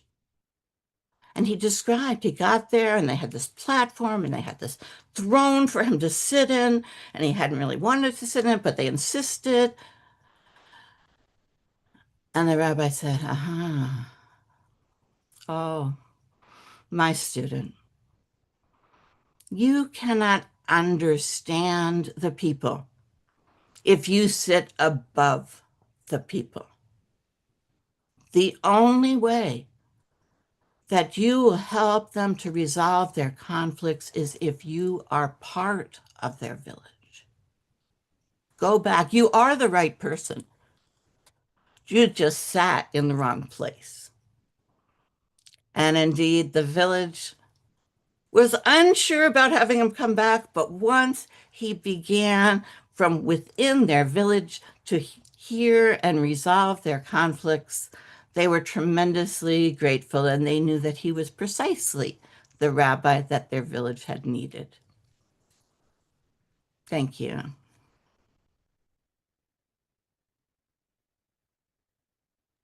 Thank you so much, Sarah. What wonderful stories and what deep meanings. Exactly what I asked for. I mean, thank you so much, guys, so much for doing this today. And I do hope that your voices will be heard and that people will think about the messages you tried to give them today. So for those of you who are here and those of you who listen at home, even if you watch later, even if you're alone, please applaud the effort these people are making. Thank you. Thank you from the bottom of my heart. This was excellent. I've had a nice session today. To me, this part was the most important. I hope it really resonates with people. And with me today, I have a very fine gentleman. You can see here at my side, all elegant. This is Dan Thomas, the mayor of March Wenlock. Hello.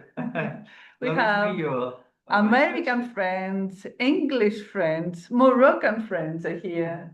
And I'm sure Mr. Dan, it's just Dan. Yeah, just Dan will be right back here. I'm sure, Dan, that they would like to know more about this little beautiful place Would you like to tell them? Of course. So Much Wenlock was there were Roman remains here. There was a Roman estate. So it was Romans who actually when they came over and conquered Britain, they had a town nearby called Roxeter, and this was Wenlock was a big estate. But then it kind of really grew in the Anglo-Saxon times. So Saint Wilburga, who was our patron saint of Shropshire and Much Wenlock, she was the one that established a really big abbey here. And from there, the town grew from the abbey. So the name Much Wenlock comes from, or the name Wenlock comes from White Abbey, with a mix of Anglo-Saxon and Latin together. As the UK had the Roman influence, had the Saxon influence, had the Viking influence, and that's why we've got so many weird and wonderful place names. Indeed. So, yeah. People who don't know where Much Wenlock is, we're right next to the border between England and Wales on the English side. So hence all the Welsh names. Absolutely. My surname actually would be a traditional Welsh surname. Thomas is very associated with Wales. But like many people in Britain, and particularly in Shropshire and mid Wales, we move over the border here and there. So there's definitely a mix. And you can probably tell from my accent, it's not really Shropshire, it's not Welsh, it's not really English. It's kind of this mongrel voice in between. But Wenlock really grew with the Abbey, and that was a big part of its prosperity. And it was common for different kings to visit Much Wenlock because of the Abbey and go to these shrines of St. Wilburga. And the town was a very kind of common medieval town at that point. But Henry VIII, as you're probably all aware, was desperate to get a divorce from Catherine of Aragon. And he does something which completely changes the future of England and the UK forever, is starting the Protestant religion in Britain, and obviously getting a divorce and things like that. So when he starts the Church of England, the monasteries are all sacked, and lots of the resources and gold and things is taken by the crown, which a lot of people were very unhappy with at that time. So from that point, Much Wenlock changes, and it then becomes a town with a guild hall, and the local kind of burgesses and mayors then start to step forward. And so I follow in that long line of people that took over as the kind of monasteries went back. And which is incredible to have the council chamber where we meet. That guild hall was built in 1450. It really is that old, and it's a bit of a nightmare to maintain. But from there, the town still thrives.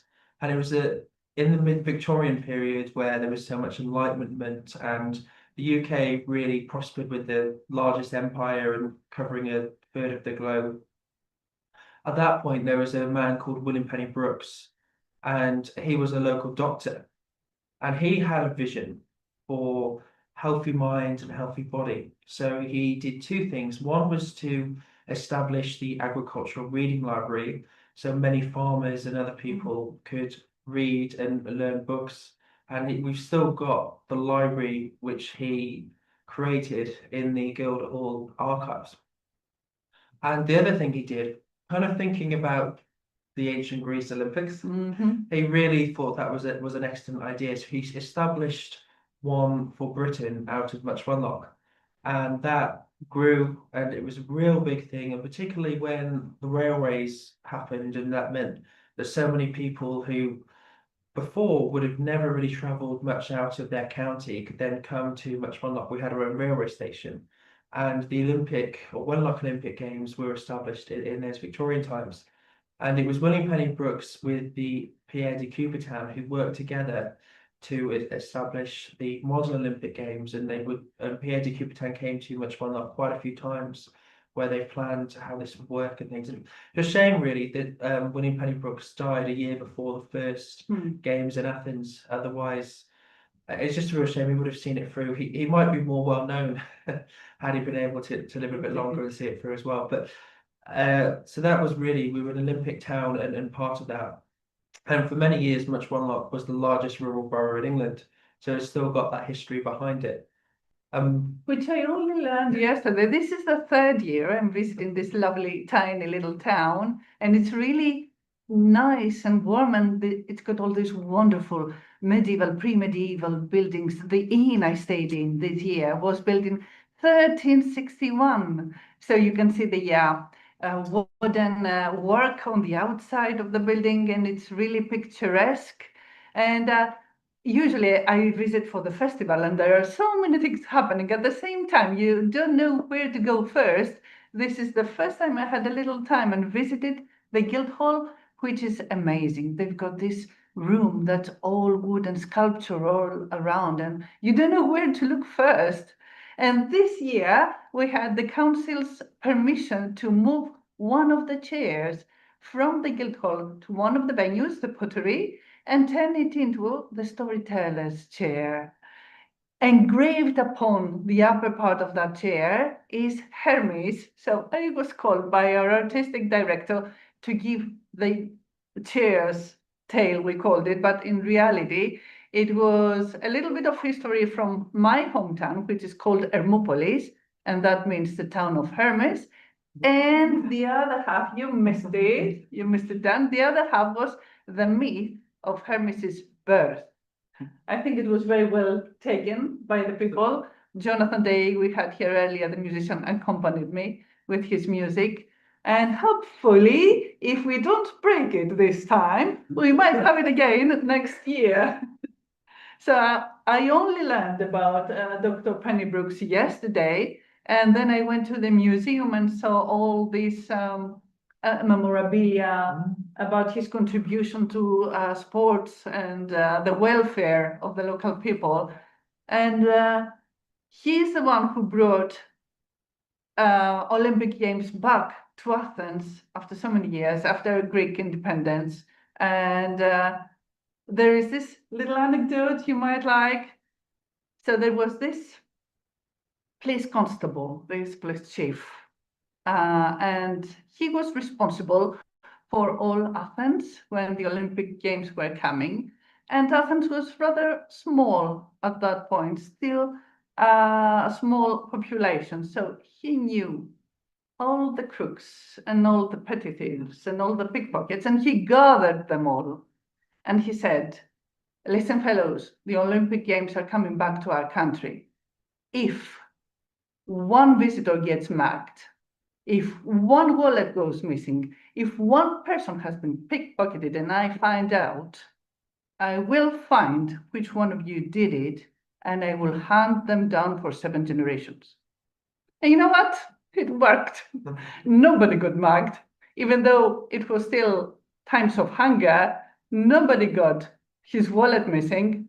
And I think that everybody had a wonderful time, and we've had Olympic Games back ever since, thanks to this local hero, really, right? Absolutely, and there's that working together with different countries, and winning Penny Brooks and Baron Pierre de Coubertin that really reinvigorated the games. Much Funlock still has those games now. It's Much Funlock is still a very small town and hasn't really grown that much compared to some of the other places in the UK. It's a good thing, I think. Absolutely. And yeah, so we still have the games now, and Much Funlock still has a town council with a mayor and everything. And we still use that Guildhall, that oak panelled council chamber as our meeting rooms now. Excellent. So small place, warm place, very nice food to my taste, and people are very kind and polite. And why do you think people should visit next year? I think the mayor. From my point of view, Much Funlock is a fantastic place. It shows the best of the UK. It shows that kind of well-mannered touristy place, which looks really good on a postcard. It looks really good for to show friends what the UK is really like. And it is a fantastic place. There's much history. There's a good museum. There's a Guildhall.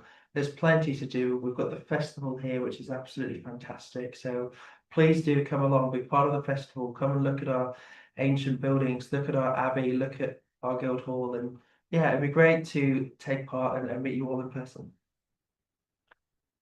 So I think you have covered us beautifully. Thank you very, very much for doing this. It was nice to meet you. You too. Hopefully next year. we'll be Before he back. leaves, Yes. before he Oh, you leaves, do have a question. Zakia and I had a question. Absolutely. Could you explain your gold vestment? Could you explain your, I don't want to, yeah, medallion, I don't know what to call it. Can you explain that? We just call them the chains. So this is the mayor's chain, which has been the mayor's chain since 1850. It's adorned on this part with all the names of the mayors. My name is on the back somewhere from first time round.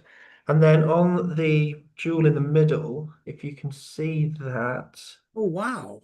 So it's obviously really done quite intricately. You've got the symbol of the town council here. So in the middle, we've got Jesus, and on the left is St. George and St. Milberger, who's the patron saint of Much Wenlock and Shropshire. We've got the image of the mace on this side, and on the two sides you might see the roses. So the roses here are the Tudor rose, which is essentially, if you've heard of the War of the Roses, in the UK, run about 1400 times, there was House of Lancaster and House of York, and there was basically civil war and fights for decades. And there was a battle not far from here in Shrewsbury where longbows, which was a very powerful English medieval weapon, was used on both sides. And so when the House of Tudor won, they made a decision to try and encompass both houses. So they put the rose together. So that's why it's a white and red rose. And that symbol is still used by the monarchy today. Then across the bottom, you have the words "when" with a lock image, which has been a symbol of the town for a long time. So that's us. And it says Borough of Wenlock around the top in Latin, as many things do. There's a little bit right at the very top with the priory. I'm not sure if you can see that on the screen, which is obviously the abbey from the history of the town. So that's the mayor's chains, and because they're so old, they do creak a bit, but it's an absolute honor to wear them and be part of that history. So if you can make it next year, I would absolutely love to show you around and meet you all and see you at our wonderful festival. Excellent. Thank you so much. Thank you. Thank you. So was there another question? Yes. Zakia, Zakia is here. Yeah. So I visited the Guildhall yesterday, and I was looking at the exhibits all around, and there was this very decorated truncheon, not to beat people with for the police officer back then, just a ceremonial one, but still. And there was this other thing where beggars and there is the stocks. Yeah, so we still have our medieval stocks in Wenlock that we kind of preserved a bit, and they're in the Guildhall. And so people who were convicted of minor theft and things like that would be put in the stocks and potentially, depending on how bad the crime was, be pelted with and things like fruit and vegetables thrown at them as a part of punishment, which you sometimes see on movies and things. But when we decided to move on from that as a country, we decided to put the stocks on display. Yeah, absolutely. It's great. And sometimes they would be bathed in vegetables and the like if what they had done was a serious crime. Other times they would have the support of the people, and they would be given water or be treated nicely. Absolutely. Yeah. Depending on the crime and depending on the people's sympathy with it. Excellent. And we don't forget these things. We must remember our past. So, Zakia, did you have a question for the mayor? No, actually, I had the same question about the chains. Like, that's what attracted my attention, of course. And there was like, it must be some part of the tradition. So thank you for explaining that. It's fascinating. Only a strong man can wear them. They're really heavy, you can say. Or woman. Or woman. Absolutely. So fair point. Next year, if the mayor will more than likely be a woman.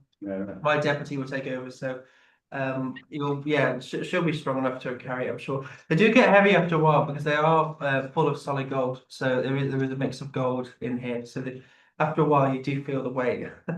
well, women have to wear gold. It's okay, even if it's heavy. Yeah, I'm sure. Women love to wear gold. Somehow, through human history, I'd say it has been proven that women can carry a heavy burden. You're right. Absolutely. Yeah. So that would be all. Thank you very much Thank you. for carving this way for us in our honor. Thank you. The house is going to take a photograph. Okay. Yeah. Cool. Thank you. Yeah. Hello. Social media. Of course. Good. Um, Thanks for coming. That's really good. Okay. Yeah. Can I ask you a few questions about the festival? Yes, you please. I'm not. Yeah, it's fine. Who's on? It's okay. Everybody's on. People are still here. Hello, hello. This is Mike Rust, and this is Elsa. You saw part of her beautiful face. This is our artistic director, who manages this whole thing with his great team for the 3rd year in a row. And this is Dan, the mayor. So, yeah. We're just doing some publicity. We're going to take a picture of you people, you lovely people being here, if that's okay with you. Just get rid of these. There we go. Lovely. Good, thank you. Thank you. Thank you, Dan. Thanks, Dan. Thank you very much. Thank you. Right, So- I've got 5 minutes. We've got a little bit less than 5 minutes, so I'd like you, Mike, to tell a little bit about this wonderful little festival you have put together. It's mainly your work, even though you share. Well, no, there's a team of us. There's 4 You know. directors and the chief stewards, and the most important people are the stewards and the MCs. The artists come from all over, and it's not just a storytelling festival. It's now to do with poetry and the spoken word and comedic as well. So you have jokes and all that things. Down in the high street, if people aren't from this country, down in the square at the moment is the Morris Men, and that's our traditional dance. Where they, the stick bashers are the other ones. They get big sticks and smack them around and that. Yeah. They do that in a very intricate manner, and they do that going from pub to pub. So it must be getting more and more difficult by the pub. Well, the men's team do pub to pub. The women's teams tend to go from tea shop to tea shop and have tea and cake. Excellent. So I think at the moment, so I think that's that done, yeah. And so we have it's our 3rd year this year. And we had to do 3, which we've done. We've already decided to do next year. The town council have been a wonderful support to us. The Arts Council gave us some money. And we accept volunteers, people who want to MC, Yeah. people who want to steward, artists. So feel free to contact. Every job has got to be done but 2. There's the artistic director and the creative director. They're the only 2 you can't have, because I do one and Simone does the other. So they're the only 2 That's jobs you can't Simone do. Juliet. Yeah. So everybody else needs to be done. And that's about it. We'll be here next year about the same time. And when Despina walked into our fire station, her computer just automatically connected up to the internet because she'd been here 3 times before. Yeah.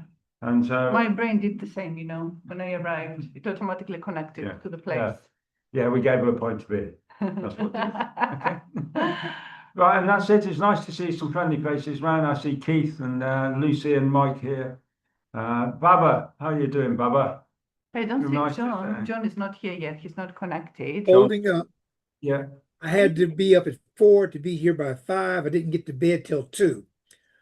So after this is over, I'm taking a nap. Oh, one last thing. Please let the mayor know that in parts of my community, he would be known as wearing bling, because gold chains and medallions in parts of my community are called But bling. that's the poshest bling you're going to see around here, mate. That's was worth a lot of money, if nothing else. That lot.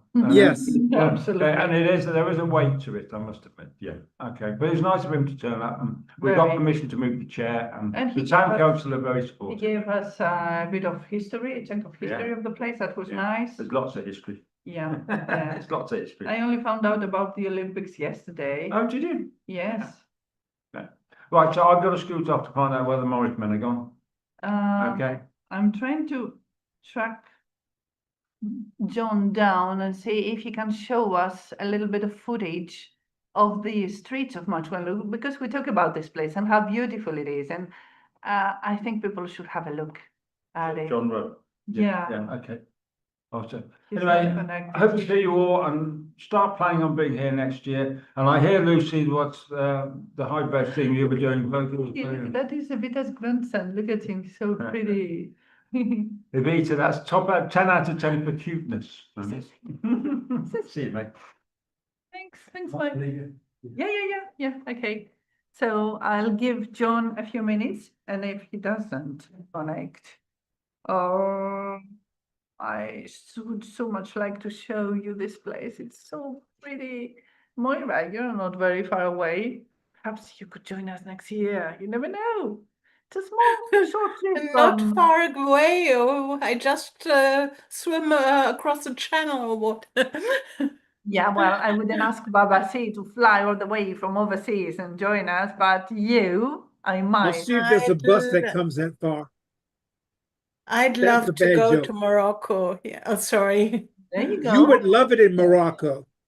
I will, yeah. My son is there at present, and yeah, on the traces of his father, who is a Moroccan Jew. So it's quite an exciting story too. Hello, Joseph. Hi, John. Are you here? Hello. I'm going to be out of this busy place in a little while, so. That's all right. We're just very close to the end. We're 30 about minutes there. left. So we're doing this So hybrid you can session catch at the up moment. on the recording. There is a recording after all, which is a great thing. So, John, are you around? Can you please show us a little bit of Much Wenlock? I will. I'm in the Potteries at the moment. We're in the middle of a story round. Everyone wave. That is the I'm going to leave this central session now, which I'm supposed to be running. So I'm going to split myself in half. I'll leave half on the chair. That's going to be messy, and it'd be better to get Sarah to run the session, wouldn't it? So we're going to. Well, thank you very much, Sarah. It's Despina's fault. No, it's not. It's very organised. I'm not having it. I bet. It's just that we have been talking about this place and how pretty it is, and I would really. Oh, how pretty! Yeah, I know nothing about it. I'm just going to go for a wander. Yes, Right. please. Say Wonderful. goodbye to everybody around the world. We've got people all around the world at the moment. Right. People in Morocco, America, all over. Right. This is the Potteries. It's mad. And this is the wonderful couple that run this fantastic, that's my favorite show. These wonderful pots. And so, and I'm going to leave this session.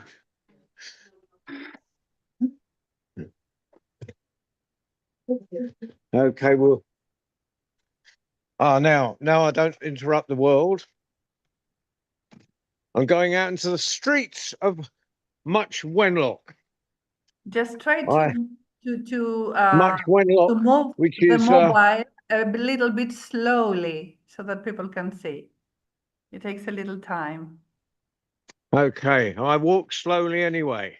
That's a good thing. This is the lovely road up to the Potteries with its wheelbarrow. We see first. Marvelous. Down the road, run a bit, because this isn't the aesthetic part. This is where I become an athlete.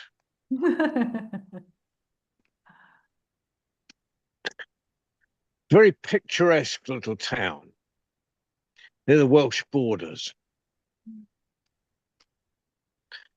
Actually, it was further north than I thought it was, so I went down the wrong motorway to get here.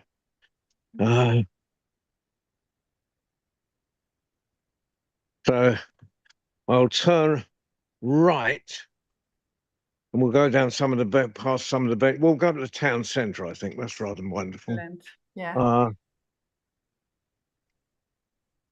Right. Big van coming.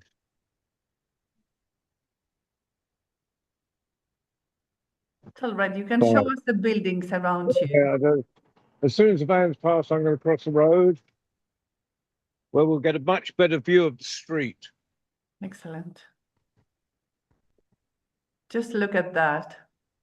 The Isn't size that of the beautiful? buildings, the colors.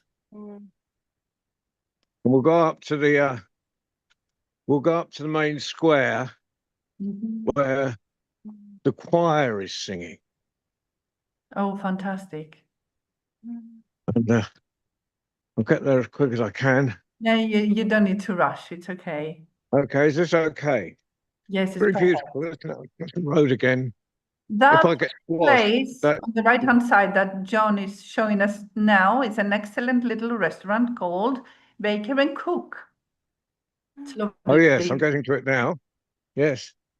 There's the old bakery on one side and this Baker and Yeah. Cook on the other. So wave. So I was And trying to have get the you- customers to wave at me, but they didn't They respond. did. They did. We saw them. Can you show us Well, I across can't the speak, can street? I? Because you're looking at the phone. John, can the- you please show us across the street at the police station? Oh The yeah, old that's one. Look beautiful, at isn't it? that. Look at that building. The first time Yeah. I saw it, I just said, "Arrest me, please." Yeah, I haven't been banged up there for about 2 centuries.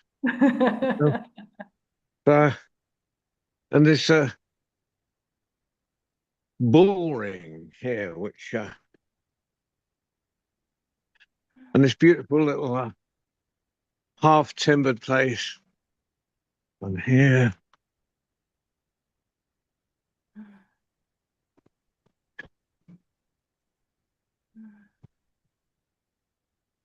So this thing, you see this facade with the wooden beams on the outside, that is very Shakespearean, very medieval. Humbug Cottage.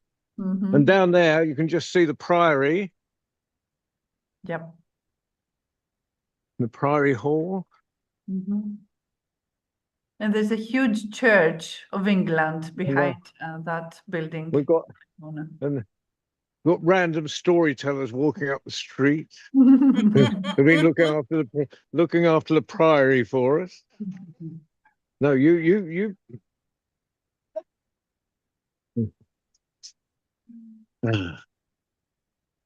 So more half timber up there. Can you please show how far up the church goes? We're talking to the world at the moment. We're having a Zoom hybrid session from the storytelling conference. Oh, there's Michael. Mike.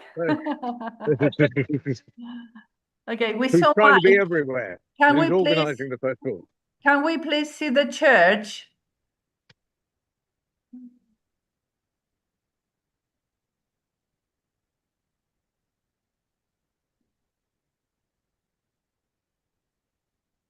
Okay, this is the entrance. Ooh, lost signal, I'm afraid.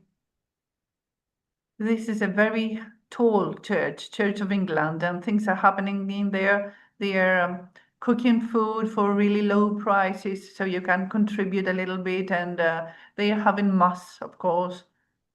And this side that we see now is the entrance for people in a wheelchair. The other side is for everybody else. And there is this church, Church of England, which is at the very central spot.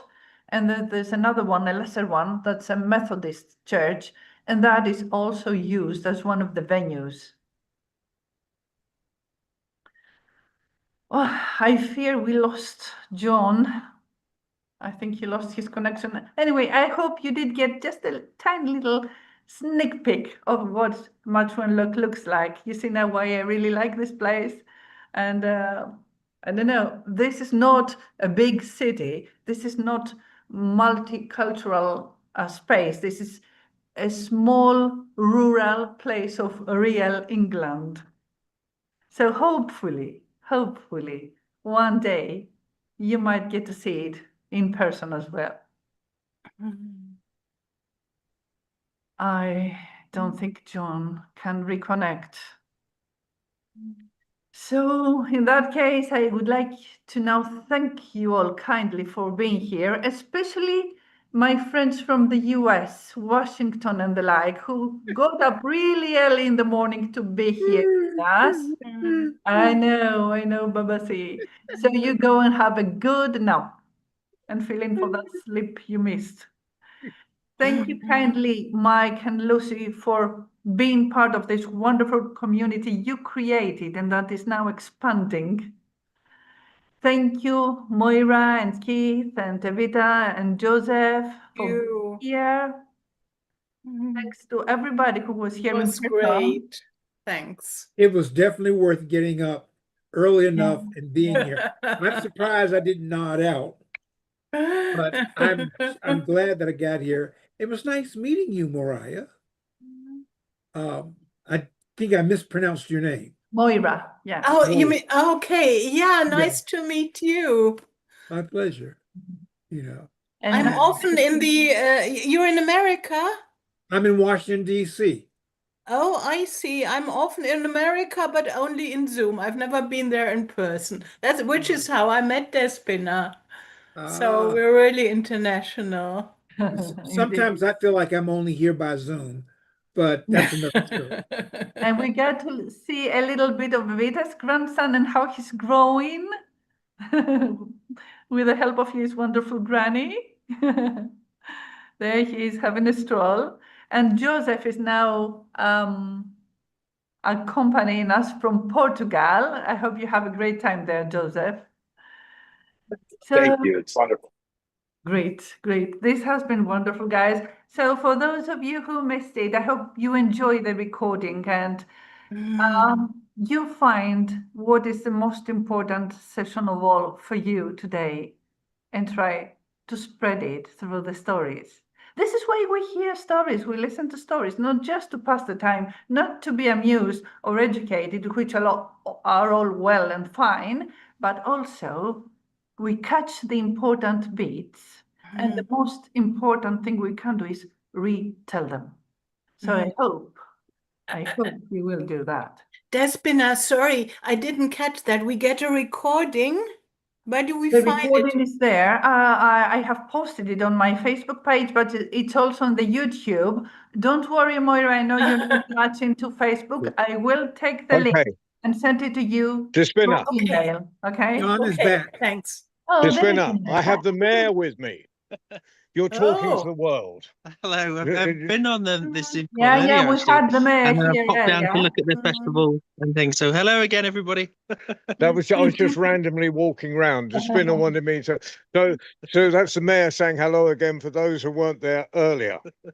So it's been an amazing festival, hasn't it? Absolutely, it's brilliant. Machwan is such a wonderful place, but to see so many people visiting and taking part, and with the Zoom, you don't get to experience the parade or the choir and the festival in the right way. So please come visit next year. We really want to see you and welcome you to our wonderful town. Thank you very much. You're welcome. Thank you. Thank you. Thank you. I shall continue with my perambulations. It's okay, John, because it's 2:30 and I should be there. I wanted to get up to the whole I'll go around the corner so you can just see up to the square with the clock, and which is rather beautiful. But I didn't realise the mayor had been on earlier. I wouldn't have chased him down the street. But there's we've got the square and the clock. The choir's up there, and if I've got 1 second, I'll run a little bit.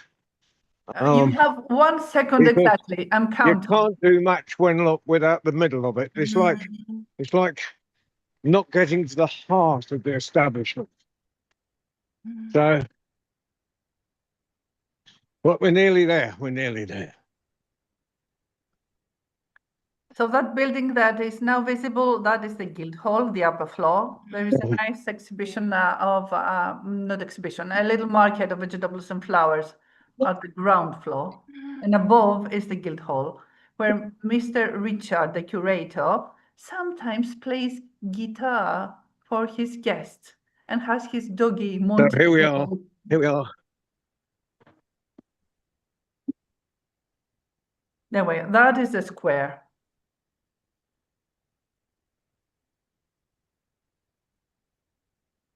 You can see the clock in the middle. Little cafes are all around it and shops.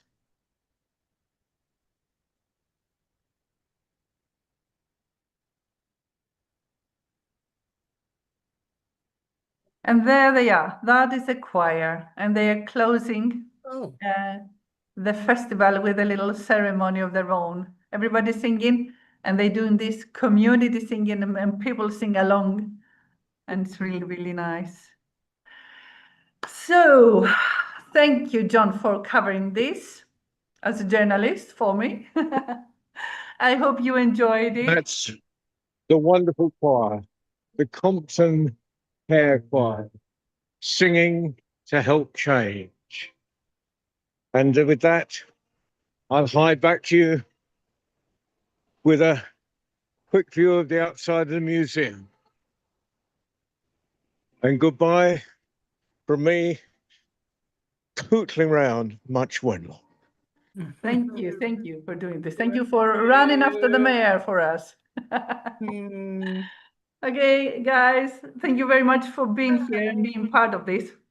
A big kiss to all of you. Love and light. Goodbye.